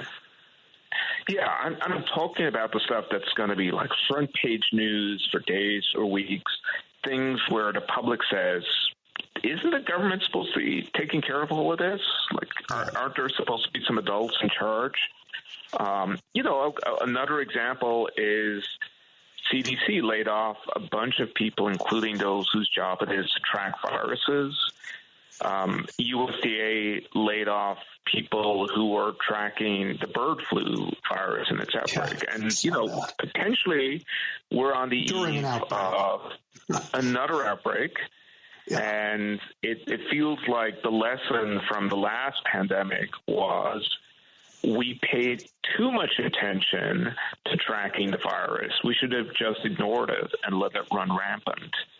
And, I think that sort of attitude is going to just have huge damaging consequences. And we can't predict, what will go wrong when. We don't know if the bird flu virus will mutate to the point that it's a real threat to human beings. But something will break at some point, and I think we're going to look at this moment and say, what were they thinking? Mm-hmm. Okay, so that's a catastrophic failure. I understood the long-term erosion, and you talked about it within government and within the towns that support that research, university and research places all over the country. But it's also the economic future of the country, I assume, as well. We invented things. The biggest companies in America are all tech companies invented here. I assume they'll be invented in other parts of the world if we're not doing the research going forward. Yeah, I mean, if you look at university towns, there's usually a very healthy economy around those regions because there's a bunch of spin-offs that come from the innovations on campus. And, Silicon Valley is just the most successful example of that. Or if you look in Cambridge, you look at a lot of startup companies that happen there. It's not a coincidence that they happened around universities, which become sort of spur of innovation and an economic activity. And the rest of the world has been spending decades looking at America's edge in attracting talent and fueling this innovation. And they've been trying, mostly unsuccessfully, to recreate that. And it feels like now we're just sort of giving away our lead when it comes to economic innovation in the world. That, the people who benefited so much, including people in Silicon Valley, from that innovation, are now confident that America no longer needs the source of that innovation, that they can take it on themselves. And I think that's incredibly short-sighted because a lot of that innovation came from basic research wasn't clear what the economic, that if you're a venture capitalist, you are not saying let's do basic research if it's not going to pay off for us. But that's sort of basic research. They had Xerox PARC, they had Bell Labs, and they begged the government to take some of those costs away and change that bargain because it wasn't efficient for them. Exactly, and I think it's just a misreading of American history to ignore how those factors really mattered to the success of America in the late 20th century. I want to ask a question about this federal workforce. My understanding is that it's about 20% veterans, because there's I know the idea of having hiring preferences is under the gun at the moment, but the federal government has a hiring preference. If two candidates are roughly the same or indistinguishable in their applications, if one served in the armed services, they get a preference. And so I think about 20% of the federal workforce is veterans, and they're being laid off now. Does that sound right to you? Yeah, it's actually even higher. It's about 3 in 10 civilian workers. Yeah, and so just to be clear, I'm not talking about people in uniform. Right. 3 in 10 civilian workers are veterans. So other parts of government, and when you start to think about it, it makes sense. That's a very large number. As you mentioned, the veterans preference. So historically, for decades and decades, we've always, effectively had a form of affirmative action for veterans to recognize their service. But veterans also have strong reasons to be more attracted to government. About 70% of our civilian employees work in Homeland Security, Department of Defense, or Veterans Affairs. Mm-hmm. And so those are all areas that have sort of a national security dimension where if you've worked in the military, you might think this is a logical place for me to continue to stay. Wow. There's also incentives for them to stay in government and get a better pension as a result. But, the sort of the old joke about the U.S. government is that it's an insurance company with an army. So, we spend a lot of money on military national security, and then we spend a lot of money on social benefits, but you don't actually employ that many people to provide the social benefits like SNAP or Medicaid. Those are not big parts of the government in terms of employment, but national security absolutely is. And so any cuts to government, any cuts to probationary employees will disproportionately hit the veteran community. About 5% of the private sector workforce are veterans and about 30% of the public sector workforce. So if you just cut across the board, you are going to hit more veterans. I want to say that's just from a political perspective, that is incredibly stupid politics. But for that, I am grateful. You've written about the enormously clear evidence that filling governments with patronage hires decreases the effectiveness of those governments on a wide range of measures. And growing up in Chicago when Richard J. Daley was mayor, boy, do I know that. The patronage world is a world where things don't get done, or they get done unevenly and not very well and very expensively. And you've talked about that in all kinds of systems. But it looks to me with Schedule F, whatever they're calling it these days, that's exactly what this administration wants to do to the federal government. Fill it after they finish laying everybody off. They'll probably hire back, and they'll hire back people with no qualifications other than that they're on the guy's team. Yeah, one of the things that President Trump has said is that there will be a hiring policy once they're done with cuts. But two things to know about that. One is that the hiring policy is going to be designed by James Shirk, who designed the Schedule F policy to reclassify civil servants into political appointee status. And so, if the past is prologue here, you can expect that hiring policy to be much more vulnerable to political interference. The second thing Trump has said is that when they hire back, they'll only hire back one person for every 4 people who've been let go. But the people who will approve those hires will be members of Musk's DOGE team. And so, that makes it an inherently political process. And so I do worry, we're having this sort of indiscriminate phase of firing right now.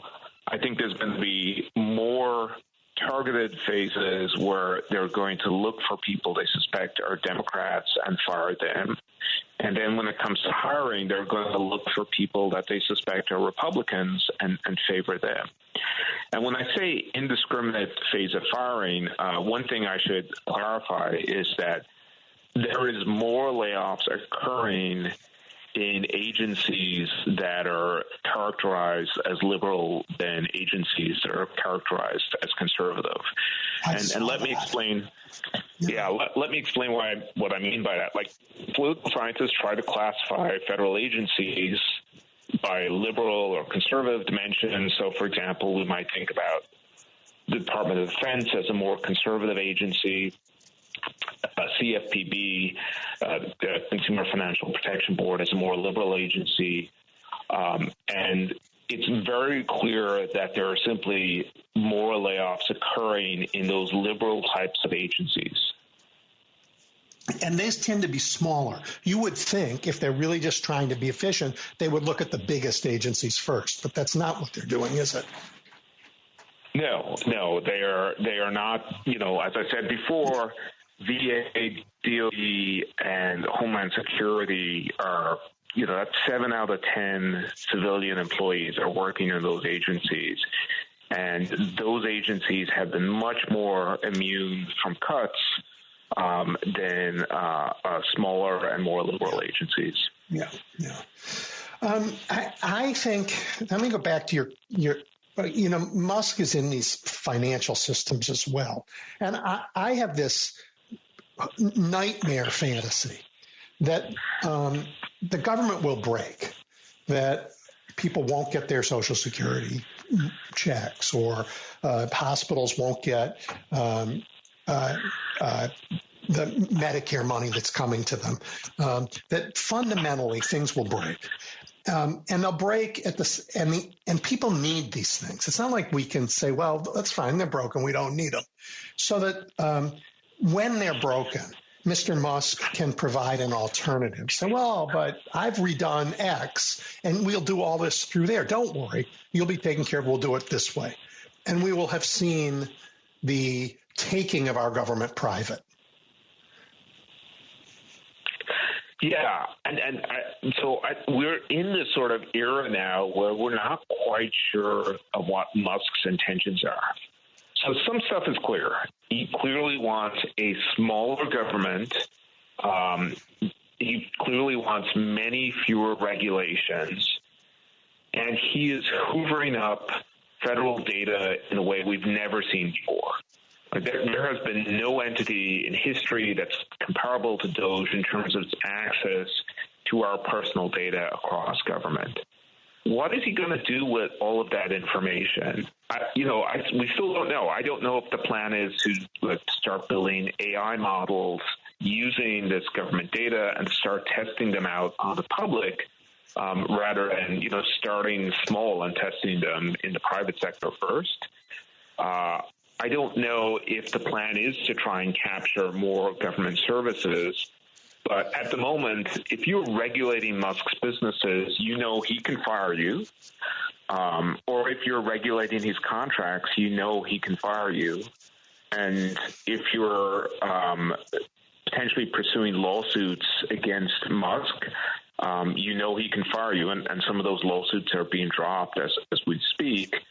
And so from a business point of view, Musk has put himself in a position where he is protecting his existing businesses, and they're increasing in value even though they're less profitable than before. And he is also looking for opportunities to use government data and use his access to government to carve out new business opportunities. But we just don't really know what that looks like at this point. Yeah, it's terrifying. Terrifying. All right, let me go to a different topic, also something you've written about. America has never, well, that's not true. We haven't had a cult of personality around a president. A real one, maybe since George Washington. And George Washington famously walked away. Again, you've written about the dangers of a personalist, as you call it, presidency. Talk to people about that. Sure. And one of the things that's happened in political science over the last decade is that those of us who study American government have had to look to people who study government in other countries to make sense of what's going on in America, because it's so unprecedented.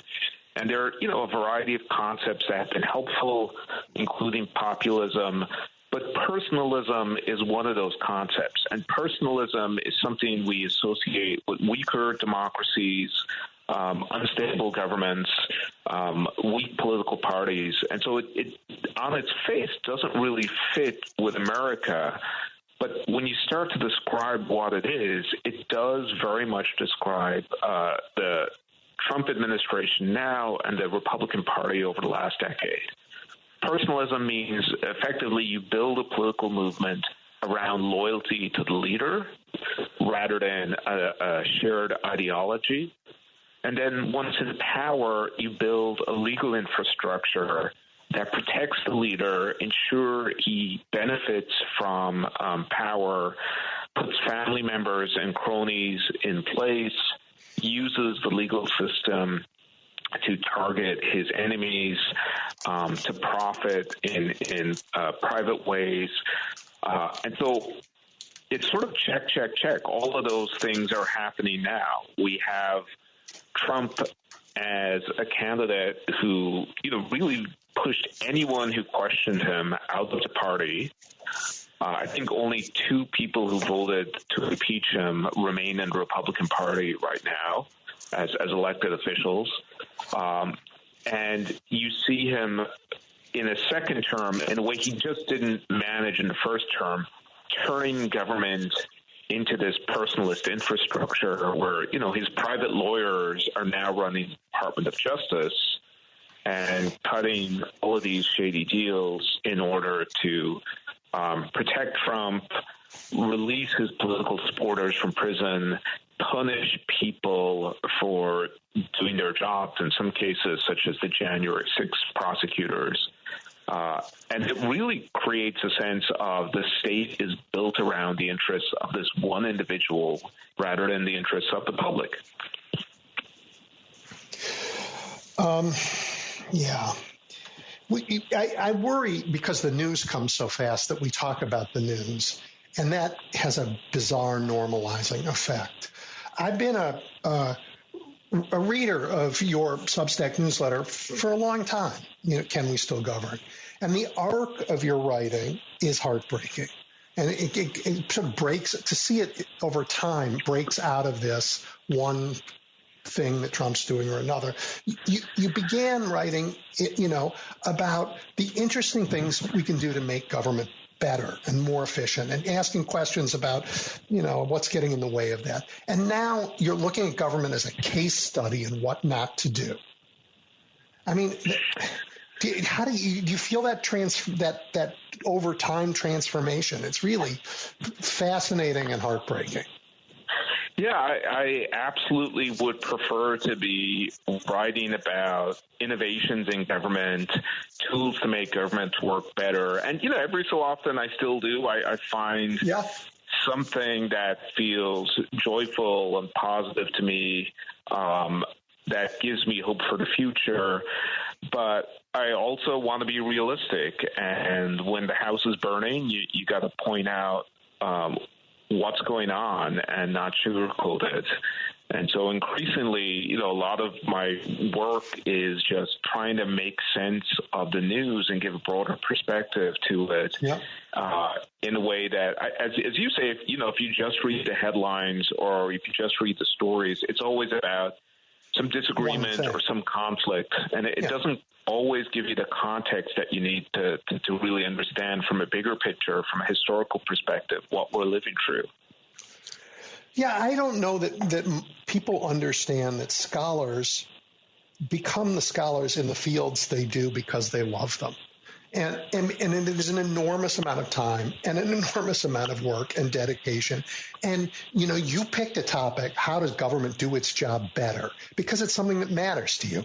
And so a lot of the time you're spending now isn't quite in the same realm of scholarship. Like, I note that you took the time to help John Oliver's staff learn how to talk about what's going on in government for whatever this show is called, Last Week Tomorrow, or whatever the name of that show is. Last Week Tonight, Last Week Tonight, because it's so popular and such an important way to get the word out to people. And you're spending time on radio shows like this. This isn't doing scholarship, but it is living the mission that sent you into scholarship.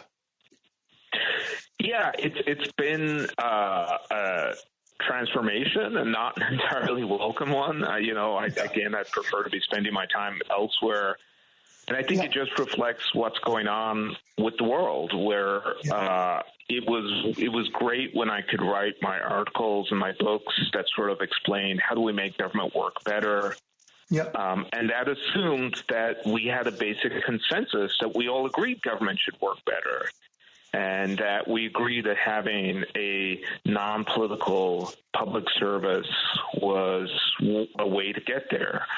And now that consensus has broken.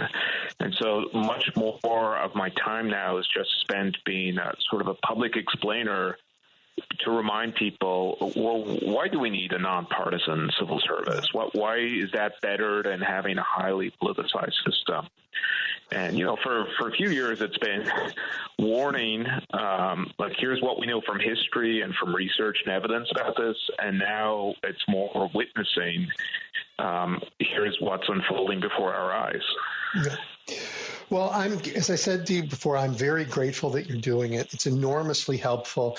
And I am, I'm not foolish about what this challenge is in front of us, but I do believe that what they are doing is profoundly unpopular, and work like yours is helping Americans understand why they have to be stopped. So, Don, thank you very, very much for your continued efforts and your willingness to share them with our audience here.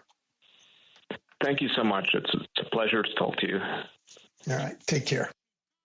You're looking at the big picture with Edwin Eisendrath on WCPT 820. Okay, everybody, a little after 3 o'clock here in the upper Midwest, and it's my pleasure to be joined by my friend, the talented author, editor, and opinion writer, Jill Lawrence. You can find her recent work online at The Bulwark. And, oh my gosh, what recent work, Jill. Well, it's been an interesting few weeks, that's for sure. I think there's lots of good news, but before we get to any of it, can I just read to everybody from your most recent piece and we can talk about it? Okay, go for it. America is indeed an exceptional nation. Exceptional in this current moment for the selfishness and cruelty of its leaders, their willful ignorance of recent history, from systematic racism to Nazi Germany to the Soviet Union, their rejection of pluralism, and their determination to make 330 million people speak, think, and act as they say. Trump and Musk have set fire to the shining city upon a hill. The only mystery is whether it will survive the flames. Jill, I don't suppose last night's takeover of the military helped you get a better night's sleep. No, it's been a difficult time for many of us, I'm sure. I mean, I try not to go overboard, but I mean, is there such a thing as going overboard now? I don't know. I can't see it. Yeah, I mean, it's been a theme for 3 hours today in my conversations with people that thinking the unthinkable is no longer an option. That we must do it, and that not doing it is magical thinking in a way. Right. I mean, I've had a lot of thinking myself and discussions with other journalists who are worried about not doing more, worried about the ethics of trying to actually do things versus write things, because as a journalist, even an opinion journalist, you don't want to be identified with a cause or an organization or a candidate or a campaign. I mean, it's just not done. And yet it seems like writing didn't get the job done before the election. And it's certainly, I don't know what good persuasion is right now. This is the problem. I think we're in a situation where the law is all that matters. Well, on journalists doing more than just reporting, seriously, if you're in a house that's on fire and you're a journalist, you could take out your notebook and talk about the direction the flame's going, but you could also grab a hose. I mean, the house is on fire. I understand what you're saying. I mean, if you've done what I've done for so many years, so many decades, and it's just inculcated into you, do not go on marches, you do not go to protests, except as a journalist. You can certainly do that.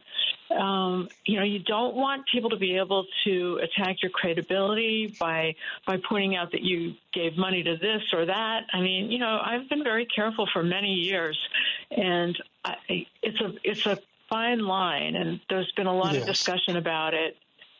I mean, the one thing we can do without worrying about it is write paragraphs like the one you just read and hope maybe that it moves somebody to action or makes somebody who didn't vote think about things in a different way.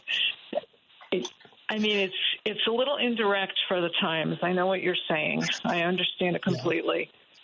Well, and I'm not actually being critical because we need good journalists.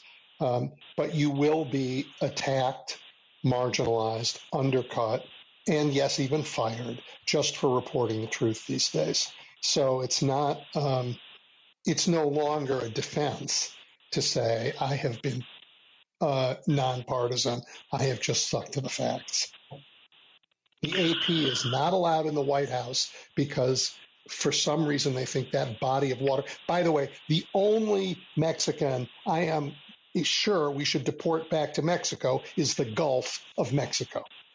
I agree with that. And the AP was my writing home and reporting home for 13 years. And so I respect the organization tremendously, and I respect what they're doing. The AP style book has been a pain in the butt for many, many years to many of us. And it's, I actually used to be, I had a very good friend who used to be the head of their style book committee and making decisions on what the style was on all of this stuff. I think he's probably extremely happy he's not still in that job. But whoever does it, there's always going to be a problem. And they always say things like, oh, well, you don't have to follow what we say. But, if you're writing for a chain like Gannett, if you're writing for USA Today, or if you're writing for the AP, you can't have you can't expect every paper to re-copy edit every story they take from you because it's in the wrong style, because you didn't do AP style on this or that. It's very technical for journalism, but it does have a lot of power. And so, and Trump knows that, of course, so they're not happy. They finally filed suit, which I'm glad to see, because I'm glad to see how is it not a straightforward violation of the First Amendment? And this is what I mean I don't in know that the answer. paragraph. We'll have to ask Clarence Thomas. Okay. I think, this goes to the whole idea of making people speak, think, and live as they say, act as they say. They want conformity, and they want to dictate what the standards and rules will be. And it's very frightening. I mean, they want white men to be in charge. They want their word to go as the rule. If you have different thoughts about what the Gulf of Mexico should be called, well, you're wrong. And they're going to exert pressure to. Yes, they are. And so you're worried about the thought pressure, and I appreciate that. I am worried about military pressure, frankly. I think that the decapitation of career military leadership in order to put in place sycophantic leadership that sends a signal to everyone in arms, you work personally for the president and you risk your career if you don't carry out his orders, has such an enormously disastrous history throughout humanity that we are in enormous risk because of what he did last night.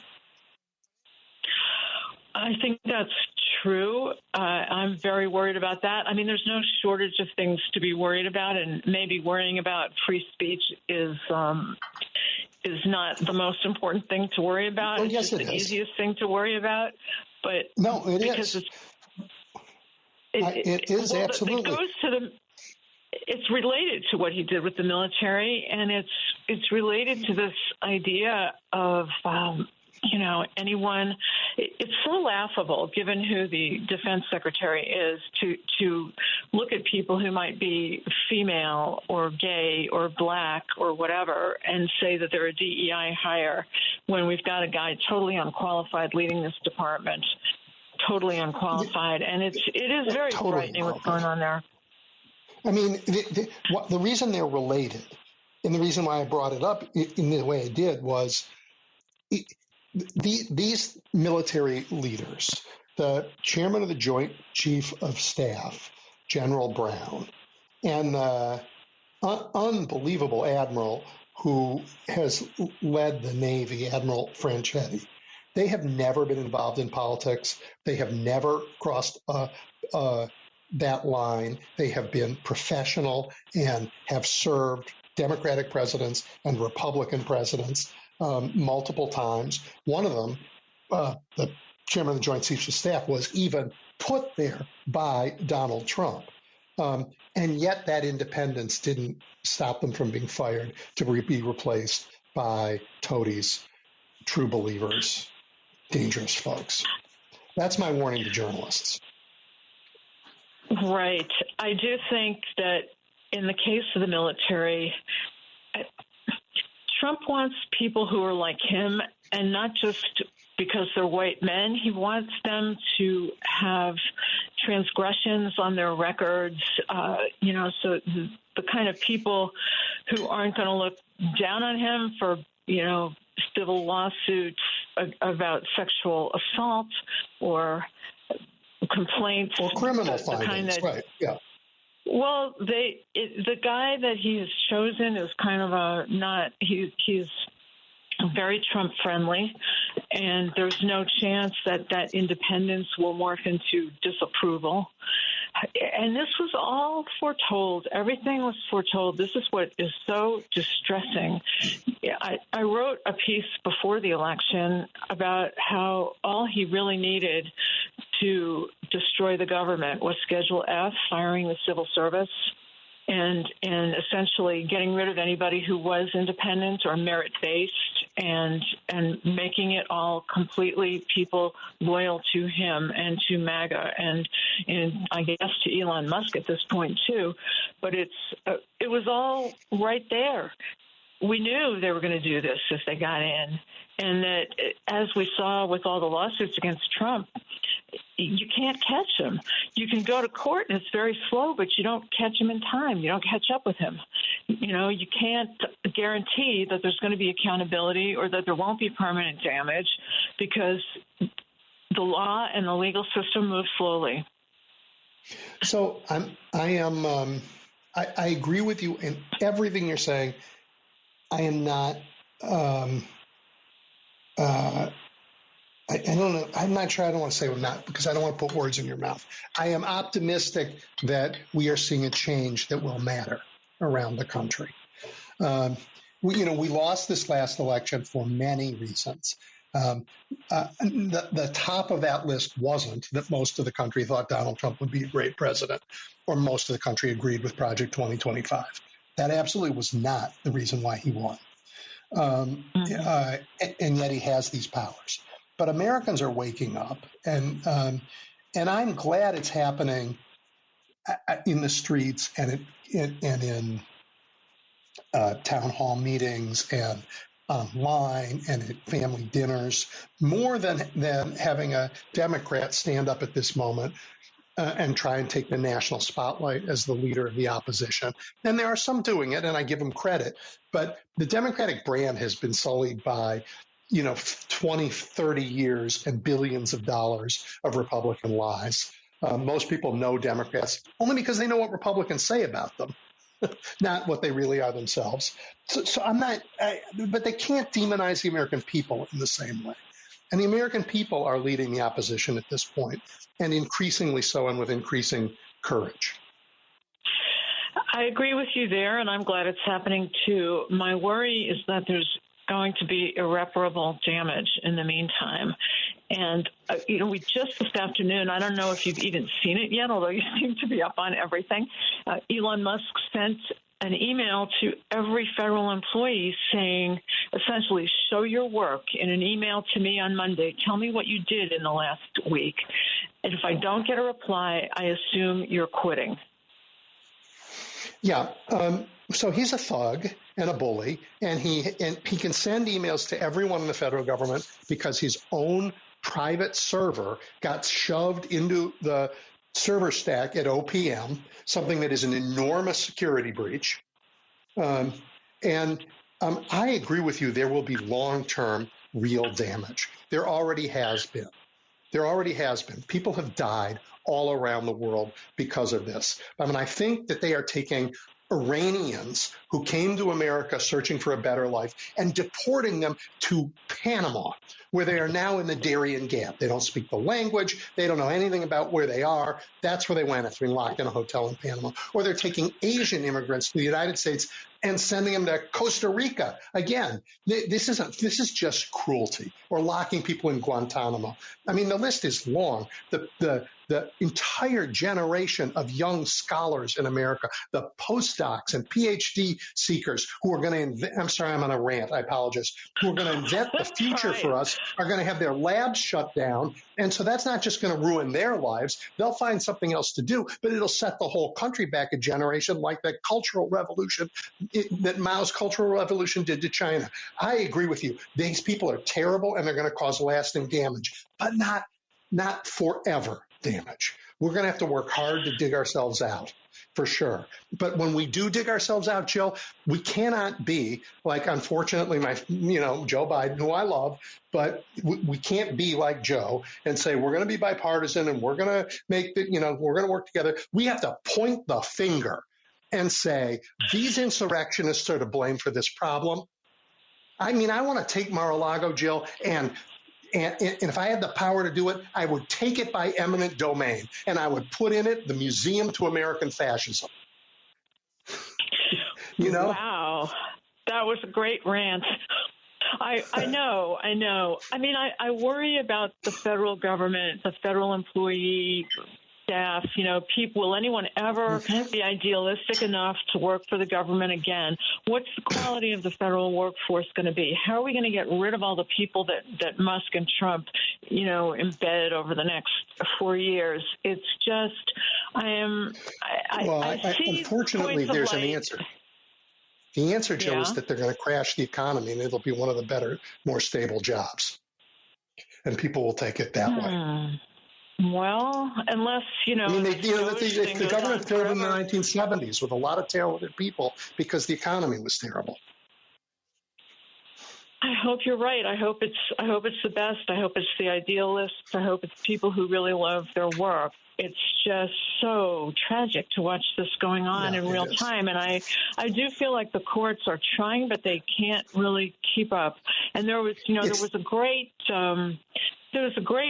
order the other day from a Biden judge in Baltimore about DEI, stopping all the firings and stopping all the executive orders about DEI because it was, I think the judge said it was so vague and open to interpretation that people were just making ridiculous decisions, just trying to keep their federal funding, eliminate a threat to federal funds, and he said it's a definite free speech and free thought infringement. So hopefully all that will go away. No, it won't. It'll go away when we get rid of this crowd. But But the courts have to slow them down. We have to throw them out. Right? That's our job. Yeah. There's a lot of, I read a very encouraging analysis today about the fact that Democrats now have really the domination of the establishment electorate that turns out all the time and not just in election years. And so there's going to be quite a few gains in special elections. There's going to be gains in the midterms. There'll be checks and balances, hopefully, by 2 years provided we from can now. have elections. Sure. Yep. We have to preserve our ability to have elections. I just think we are naive if we don't. I do. And why not? Trump had tried to overturn one before. The SAVE Act, Jill, is all about disenfranchising millions of people. In North Carolina, they're today trying to throw out 65,000 votes. I do think that you can have elections and have them be fake. They have elections in Russia. They have elections in Iran. I think they will try it, and we have to be vigilant. Actually, I think that they're trying. He's going to start by taking over the post office, if that's allowed to happen, and getting rid of mail-in voting. Yes. Yes. There's another aspect to it. So let's talk about the courage of the Republicans who let it happen. I mean, there's a word I won't use on the radio. I'll write it in print about what I think of these guys. But like Tom Tillis, we now know, he thought Pete Hegseth was completely inappropriate for the job of Secretary of Defense. And the FBI went to him and said, sir, the MAGA guys have credibly threatened your life. And he said, okay, I'm voting for Pete Hegseth. I guess he's going to send people to fight wars for us who feel the same way. Oh, God, there's a guy on the other side with a gun. I'm sorry, I'm changing sides.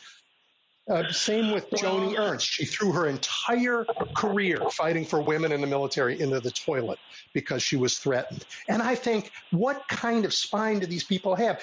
Don't they see that Gretchen Whitmer did her job every day, even though she had to move out of her house because of the same MAGA thugs? Or how about this woman from Maine, the governor of Maine, who went into the lion's den with Donald Trump and said, I'm sorry, sir, no. You couldn't hear what she said because those Republicans were too busy peeing in their pants in the room. I'm sorry, Jill. You got me in a bad place today. No. I am writing about those two people, Collins and Susan Collins and Janet Mills, and also Tom Tillis, because those are the races that Democrats need to get out there and win. And, the sooner the better. And it's, the people, I'm telling you everything I'm writing, but that's okay. I'll be much more elegant in print or pixels. But the people that they got their little promises and assurances from are already breaking all those promises and assurances because now they're untouchable. And I did propose a while back, you may have seen this, that we get money together to protect these people if they weren't rich.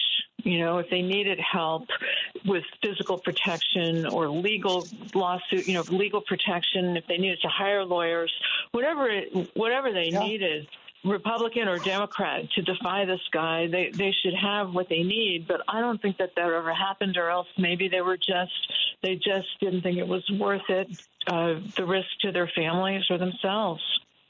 Right. But God forbid they should speak out against political violence on the right. That they should. I mean, Enrique Tarrio, he got arrested again, didn't he? Or was that the other guy? Yes. No, it was him. No, it was him. Terrible. No, I know. We're in big trouble, and it's very hard to not blame the people that didn't vote or the people who thought that Trump was going to be better on Gaza. I mean, right, let's make it the Riviera of the Middle East, right? Forcibly remove the Gazans. You know what? I mean, that's an idea that polls at 8%? I hope he says it every day. Right, but he now has the platform. It would have been better if he had lost Michigan over that. I mean, I just don't understand what people were thinking. We knew everything that he was going to do. You did, and I did. But billions of dollars over decades have been spent branding Democrats as things that we aren't. And, we had our own problems. So we didn't, but this is where we are now. And I think forward looking is the only direction we can go. So, and we need those, so what, I don't want to blame anybody who voted for anybody. We need them now.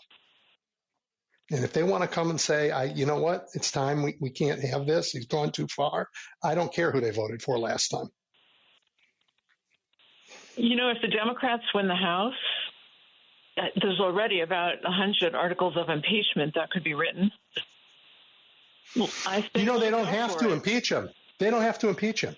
The Supreme Court in Trump versus the United States said the 14th Amendment, the insurrectionist clause, isn't self-operating, that it requires Congress to pass a law saying he was an insurrectionist. So all they have to do is pass a law, then that's a majority vote that says he was an insurrectionist, and then he's gone. Right, but will the Senate do that? Well, the Senate would have to convict in an impeachment, but it would be a majority vote. Yeah. I don't know whether the House leadership is up for this type of confrontation, but I miss Nancy Pelosi very much. I don't know whether she's got she already did 2 impeachments. It's not fair to need her again. I wish there was somebody I trusted to be that tough. You know what? We'll find them. Every age in America, we seem to find them. I hope you're right there. We'll find one. I teach this class at DePaul University on American democracy, and I look at the kids in that class, and you know what? They're going to be okay. They're going to fight. I mean, they are. They're not going to lay down. I hope that's true. They seem, if they're younger than my kids who are just mad at us for screwing this up so badly. Which I can understand. Yeah. The country is better than when you and I were born into it. We got a lot right. The class that I teach is diverse. It's interesting. In 1962 at the same college, that class was all white men, all with the same sort of outlook on the world. We've done an amazing job, and we need to remember those things so that we can fight for them as we go forward. Right, and I think the amazing job that's been done is the reason for all this backlash, and there are a lot more tools now to fight it. So, women and all kinds of people are in positions they never had before, with tools they never had before. So I think that we've got what it takes. It's just a question of getting through the next 2 to 4 years. Yep, I agree. Oh, Jill, I always appreciate when you come on, and I apologize for just ranting. It's okay. I completely understand, and it's always great to talk to you, no matter what mood you're in. Thank you. You know what? You're going to see what mood I'm in, because I'm going to, instead of putting it on Substack, I'm going to send you the draft of what I wrote on this topic of Tom Tillis and Lindsey Graham and all those profiles of courage. And you can just laugh out loud. Okay. All right. Well, thank you. And thanks for having me on. As always, it's great to have you. Thank you. Bye. Bye. All right, everybody, we're going to take a break, and your calls when we come back. Edwin Eisendrath is taking your calls now at 773-763-9278. The Big Picture is on now. WCPT 820. All righty. Where are we? Jim, kick us off. Hi, Edwin. This is the first time in American history, European history, it's happened several times, but a coup d'etat, I don't think we know how to deal with a coup d'etat. But this is almost the completion of it. When you're fighting with the military, you've got Gash Patel in front of the FBI, you've got Musk running the government. And what's interesting about this is they convince people that the disabled, the people on food stamps, the people that might need some help, are spongers. They're sponging off the rest of us. If we just eliminate these people, we'll have 2 chickens in every pot. That's the amazing thing about it. That makes me sick to my stomach just hearing you say that. Yeah, but it's true. It's absolutely true. Because the people that voted for Trump feel that way. They viscerally feel that the spongers have did him in. But I mean, the thing that's interesting about this is it's so omnipresent now that it's impossible to escape it. I mean, I can't even turn the television on. Nobody sounds like the Tower of Babel to me. Like you're in the Tower of Babel and you're trying to find the parking lot, and nobody in the place is speaking your language. That's the crazy thing about it. But anyway, I mean, but again, I think we have to get bots on the internet. We have to do what the Russians did. They elected them the first time, let's face it. And then the Republicans ran with it. And we've got to get people on TikTok and so on and so forth subliminally giving messages that the Democrats, pointing out what the Democrats have done for the country. I mean, come on. Well, unfortunately, they're going to see the ruins with their own eyes. The damage is not going to be, you can't hide, no amount of propaganda can hide the damage these people are going to do. What do you mean I can't get that cancer drug? Are you kidding me? I mean, people are going to see it in every community. What do you mean my hospital is closed? What do you mean there's no school for me to send my kids to? The damage they're going to do is is beyond what they can hide. Yeah, my brother, for instance, went in to get a prescription last week, and it went from like $40 to $150 or $200, whatever it was. And he said, "Well, he asked the drug." He said, "Well, you can thank Trump for this." So I'm like, "What is?" They must believe that people are sponging. In the meantime, the rest of the civilization was moving forward, and we're going back to God only knows what. I mean, what year? Pick a year. If you were in the time travel machine, I'd have to. I don't know what, especially American history. I mean, a coup d'état in America, that could actually happen in America. No, I would never believe that. But anyway, thanks for taking my call. Yep. Yeah, thank you. You bet. The plot to save him, the plot against America, a book written by Philip Roth, was just an imagination of this moment in a different time. He said it during World War II, but sure feels relevant right now. Paul? Yes, Edwin. Well, things are sounding more grim every week here on the big picture. I did say the last time we talked, is the Constitution going to show itself up to be no better than the rules of a board game, or that it has absolutely no teeth in it? There are no safeguards. No one has to do anything. Nobody has to do anything. The Constitution works when everybody plays nice in the sandbox. And the kind of honor and magnanimity that the framers thought would exist within federal judges, lifetime appointments, it was false. And we know that now. We didn't have modern psychology in the late 18th century when the Constitution, but we do now. And we know that none of this kind of honor of country, it's been found that if people can cheat and steal and they know they can get away with it, they'll do it. And particularly people who are predisposed to that. And Yeah, you're right. The country is being wrecked at it's a smash and grab pace, and doubtful that all the damage will be repaired. But I'll tell you what, I don't think we should be talking about impeaching, because I think you realize there is a backlash on the right, correct? Yeah. Yeah. Okay. So, dogs that bite will bite anybody.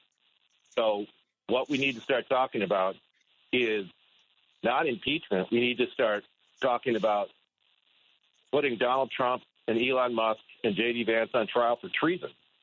That's what we need to do. And that will energize the right wing, because dogs that bite will bite anybody. They'll even bite their master. Well, you know what? One way or another, whether it is on trial for treason, I mean, I want him out and gone. You heard me earlier. I'd love to see Mar-a-Lago taken by eminent domain and made a museum to American fascism. I want these are terrible people doing terrible things to a nation I love, to ideas that I care about and that have been important to America since its founding. And I got no patience for him. And I'm increasingly happy that Americans are waking up and seeing the damage. There's a lot of noise. Oh, it's all politics. He's not that bad. And people, and that's a fair reaction to the world of politics that we have. But they're waking up and saying, yeah, he really is that bad. He really is. And that's a hard lesson for people. So I don't blame them for being a little slow, but they're going to get on board. And when they do, oh boy, you want to know whose retribution you are? The people are going to have their retribution. Yeah. And anyway, Paul, for some reason today I've got a huge list of callers. So thank you as always.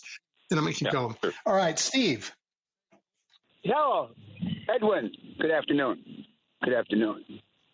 You there? Yes, I'm here. Yes, thank you for taking my call. A quick bit of background. I'm 71, so I'm probably a little bit around your age somewhere. I was the son of a World War II vet. I spent 3 years in the Marine Corps, and I tell you what, I don't know what to say. I'm so disgusted with my country right now, but I'm with you. I think that people are going to get ticked off at some point, and we're seeing it with that town home. I don't know if you've seen the clip of the meeting down in South Carolina with the congressman or something. It's happening all over the country. During this congressional recess, which is they're still in. They're having town halls all over the country, and Americans are showing up. Yes, and I'm thinking that maybe the people who you elect to show a spine will start growing their spines and start doing something. Now, this thing, like a perfect example of the cowardice of these MAGA is, of course, they fired these guys on a Friday afternoon, of course, late on a Friday afternoon. At least that's when it came out. And they know they're such little squirrels. And I'm sure you know history. It's eerily close. Trump and his inner circle. You study the history of the Third Reich. I mean, it's scary. Their personalities are so similar in the structure and the way they did it.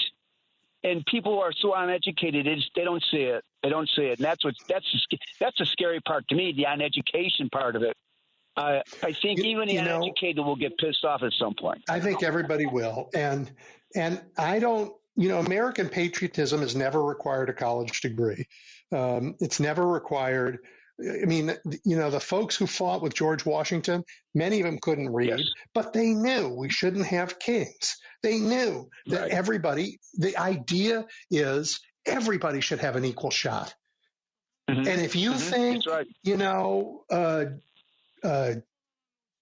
Donnie Jr., Trump Jr., Eric Jr., standing with his foot on some rhino he's shot, has somehow earned the right to be out and around doing that stuff, yeah, you can go vote for him. But that's not what most Americans think.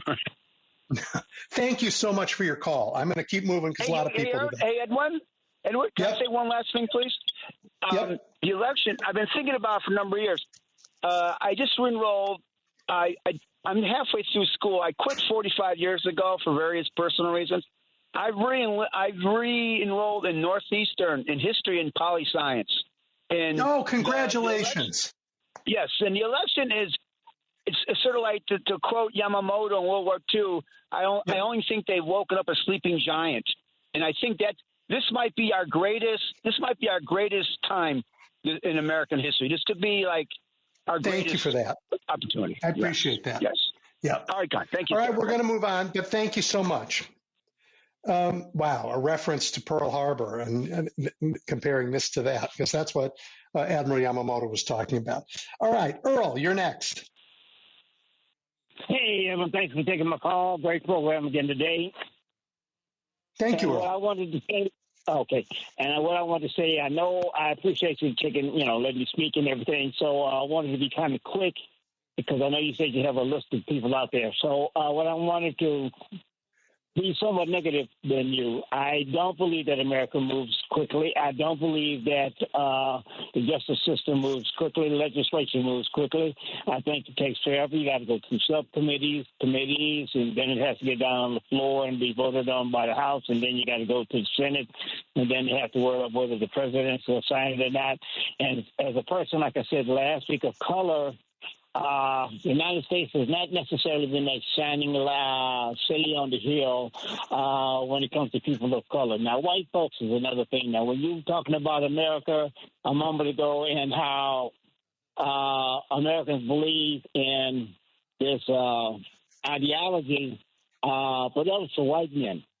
It wasn't for people of color. It wasn't for Indians. It wasn't for women at the time of the Revolutionary War.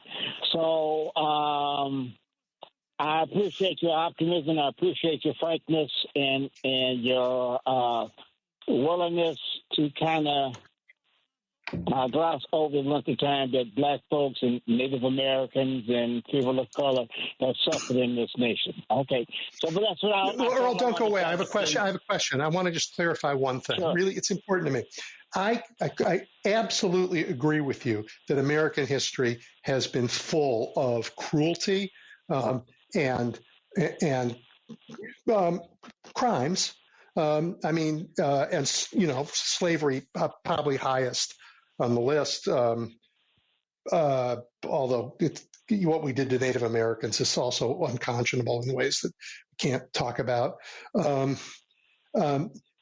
I have seen in Black America some of the most deeply committed people to these same ideals, to this idea of human freedom, to this idea that we can aspire to being better. In fact, that passion in the Black community, where no one had a right to expect it after the way Blacks were treated in the first half of our country's history, and for the 100 years after the Civil War in the South.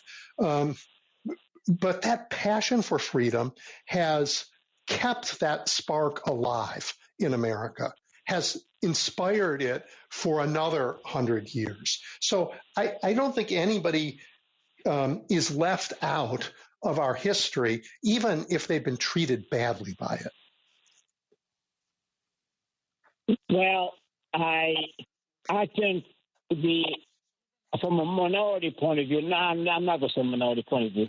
From my point of view, I really think that the reason why we're seeing so many quote-unquote Trumpites or maybe Republicans standing up and maybe delivering is because their toes are being stepped on.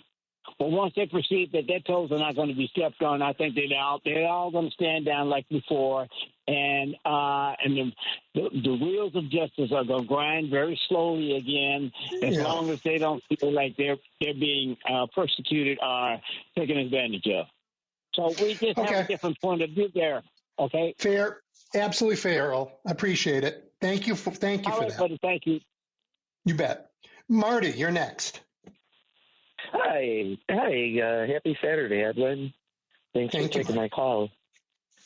Sure. No, I mean, I wanted to further expound on that at that incident at the governor's conference that Trump gave his meandering speech to, where he called out Janet Mills for not following his transgendered athletes ban policy or whatever. And if you haven't had a chance to see that, it's a very strange. It was a very strange tirade. He started talking about two transgender people boxing and what a disgrace it was. And then he went from education to and then called out Janet Mills, and she was like, and he's like, what about Maine? Are you gonna follow the law? She's like, I'm complying with state and federal law. And then Trump's like, we are the federal law. You better do it, and you aren't going to get any federal funding at all if you don't. Your population does not want men playing in women's sports. But I mean, her response is, I'll see you in court. And I think that was a really defining moment, in American politics, because, Trump said we are the federal law and standing up. No, like Mills made it clear, Maine will not be bullied. And we do have a system of law here. So I think that's where I think our last bastion is to really put a stop to a lot of the worst impulses of this administration is going to be in the courtroom. And we're going to see a lot of that play out, I believe. Marty, I thank you for that. I agree that we're going to be in court every single day and maybe 10 times every day while this man is president. That will slow him down for sure. That'll stop some things for sure, but it won't end it. What will end it is us. And the thing that I found remarkable about the governor of Maine in that room wasn't so much her appeal to the process of going to court and the rule of law. It was her personal courage in that room with the president of the United States saying, I am the law, for her to say, I am sorry, sir, that is wrong. We have a constitution and you are not the law. We will live to fight another day. And that it's the personal courage that is infectious, that will inspire Americans to get up and join this fight. I completely agree. And that's what I wrote in my Substack today about was just how courageous it was for Janet Mills to stand up, in a room full of his, full of other governors, mostly are just kowtowing and capitulating. And she's like, no, we abide by the court, we abide by the federal rules and laws. And he's like, and the Constitution of our state. Funding. Yep. Right, in the Constitution of our state. He can't cut federal funding. He can't cut federal funding to a state. Right, and that's why she said, we'll see you in court. I mean, and the courage to say that to him, I thought was astounding. And because, she could have been like, oh, we're working on it. We'll get, and just, shut him up like everyone else does. But no, that's not what we all need to admire that kind of courageous, All right, Marty, thank you for your call. I really appreciate it. And I'm going to keep going. Sure. Have a good day. Mike, you're next. Hello, Edwin. Hello there. Hello, Edwin. Yes. Am I on the air? You are, Mike. You are on the air. Oh, okay. Two quick points, Edwin. First off, I agree with you about the economy. I do think it's going to crash. I'm 63. I'm retired. I was in a union. My wife is 65. She still works. Thursday, we pulled her 401k because been through 2008. We're not going to let it happen again. So, I'm just letting you know that we did that. My other point is I'm happy to see that Republicans are at these town halls and they're all mad and saying, hey, represent us, blah, blah, blah. But the only reason they're doing that, because let's remember, they voted for Trump. The only reason they're doing that is because now it's happening to them. But when they voted for this, they thought it was just going to happen to black people. And the last thing I'll say is black history is American history also. Yeah. Hey, what union were you part of? I was in the mechanics union, Local 701. Local 701. All right. Shout out to them. And, I know it's union. Yep. And it's a tough decision you and your wife are facing an uncertain economy. I wish you well. And I hope the economy doesn't crash, but, I sure think we've had a very good economy for a long time, and there are clouds on the horizon, and the confusion and chaos that these guys bring are just not helping. So Good luck to you. And thank you, Mike. Appreciate it. Thank you. Love the show. Thank you. All right. Bye. All right. Let's head down to Florida. Eduardo. Yeah, Edwin, good afternoon. Yeah, I just got back from a trip last week from Phoenix, trying to dodge those driverless cars. Maybe that's something that's coming to Illinois. I don't know, or some other place. Well, snow slows them down. Yeah. Hey, I was going to comment quickly here because we're running out of time. Ecuador, I saw this where they're requesting assistance from neighboring countries, maybe even the U.S., in some kind of like intelligence, possibly drone use for battle against, who else? The cartels. That was the same country that had its TV station taken over by cartel members, if you remember that last year. So they have issues over there. So who knows? Something to stay tuned if we see more of an impact from other neighboring countries, military-wise, even the U.S. Yeah, it's really interesting. I mean, you're reminding us that we are in an interconnected world, a complicated and interconnected world, and that this notion that we can turn our backs on the democracies of the world and somehow, hunker down behind, I guess, our own expanded borders, because this guy wants to add Canada and Greenland, okay, and maybe Gaza for some reason, but we could somehow do that and ignore the rest of the world is painfully stupid. Painfully stupid. All right. I want to close this way with you guys. It isn't too late. You heard a lot of dark stuff on this show, but that's because we know where they're going. We know what they want to do. We know what, if they had their way, would be the end game, and it would be the end of our democratic experiment. As they said, Ben Franklin said to someone when he was asked, what kind of government did you give us at this constitutional convention? A democracy, if you can keep it. Well, now we are put to that great test. Can we keep it? We have in the White House and in a supine Republican Congress a group that is actively trying to undermine it. They are actively weakening the institutions that make our democracy great. And they are sowing chaos and confusion wherever they go to keep us from seeing what they're doing. They will be the kleptocrats, the crooks, and the oligarchs who get unimaginably rich off the work of America as they take our government and make it their private thing. I don't think we'll let them do it, but we have to, the jury's out. It hasn't happened yet. They're trying to do it, and we haven't yet stopped them. And we must. And that means don't count on anybody else. This isn't up to anybody else. This is up to you. Show up, make noise, make lots of noise. Call your congressman. Call your cousin in Phoenix and have them call their congressman. Better yet, call your cousin in Georgia or in North Carolina or in Tennessee. Make sure that everyone knows what you love about America and that you're not willing to let it go.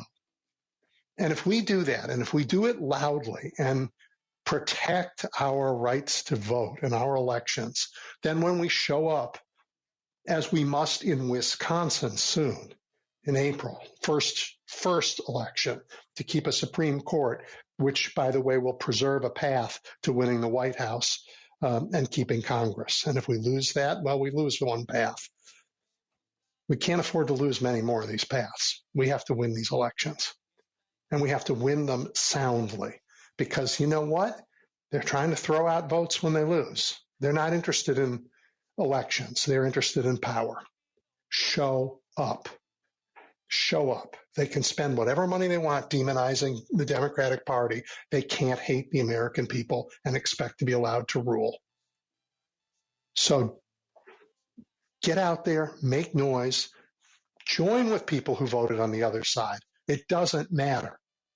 We have the future to protect, not the past to argue over. All right. I thought this was a good show. I thought your calls were great, and we'll do it again next week. Thank you, guys.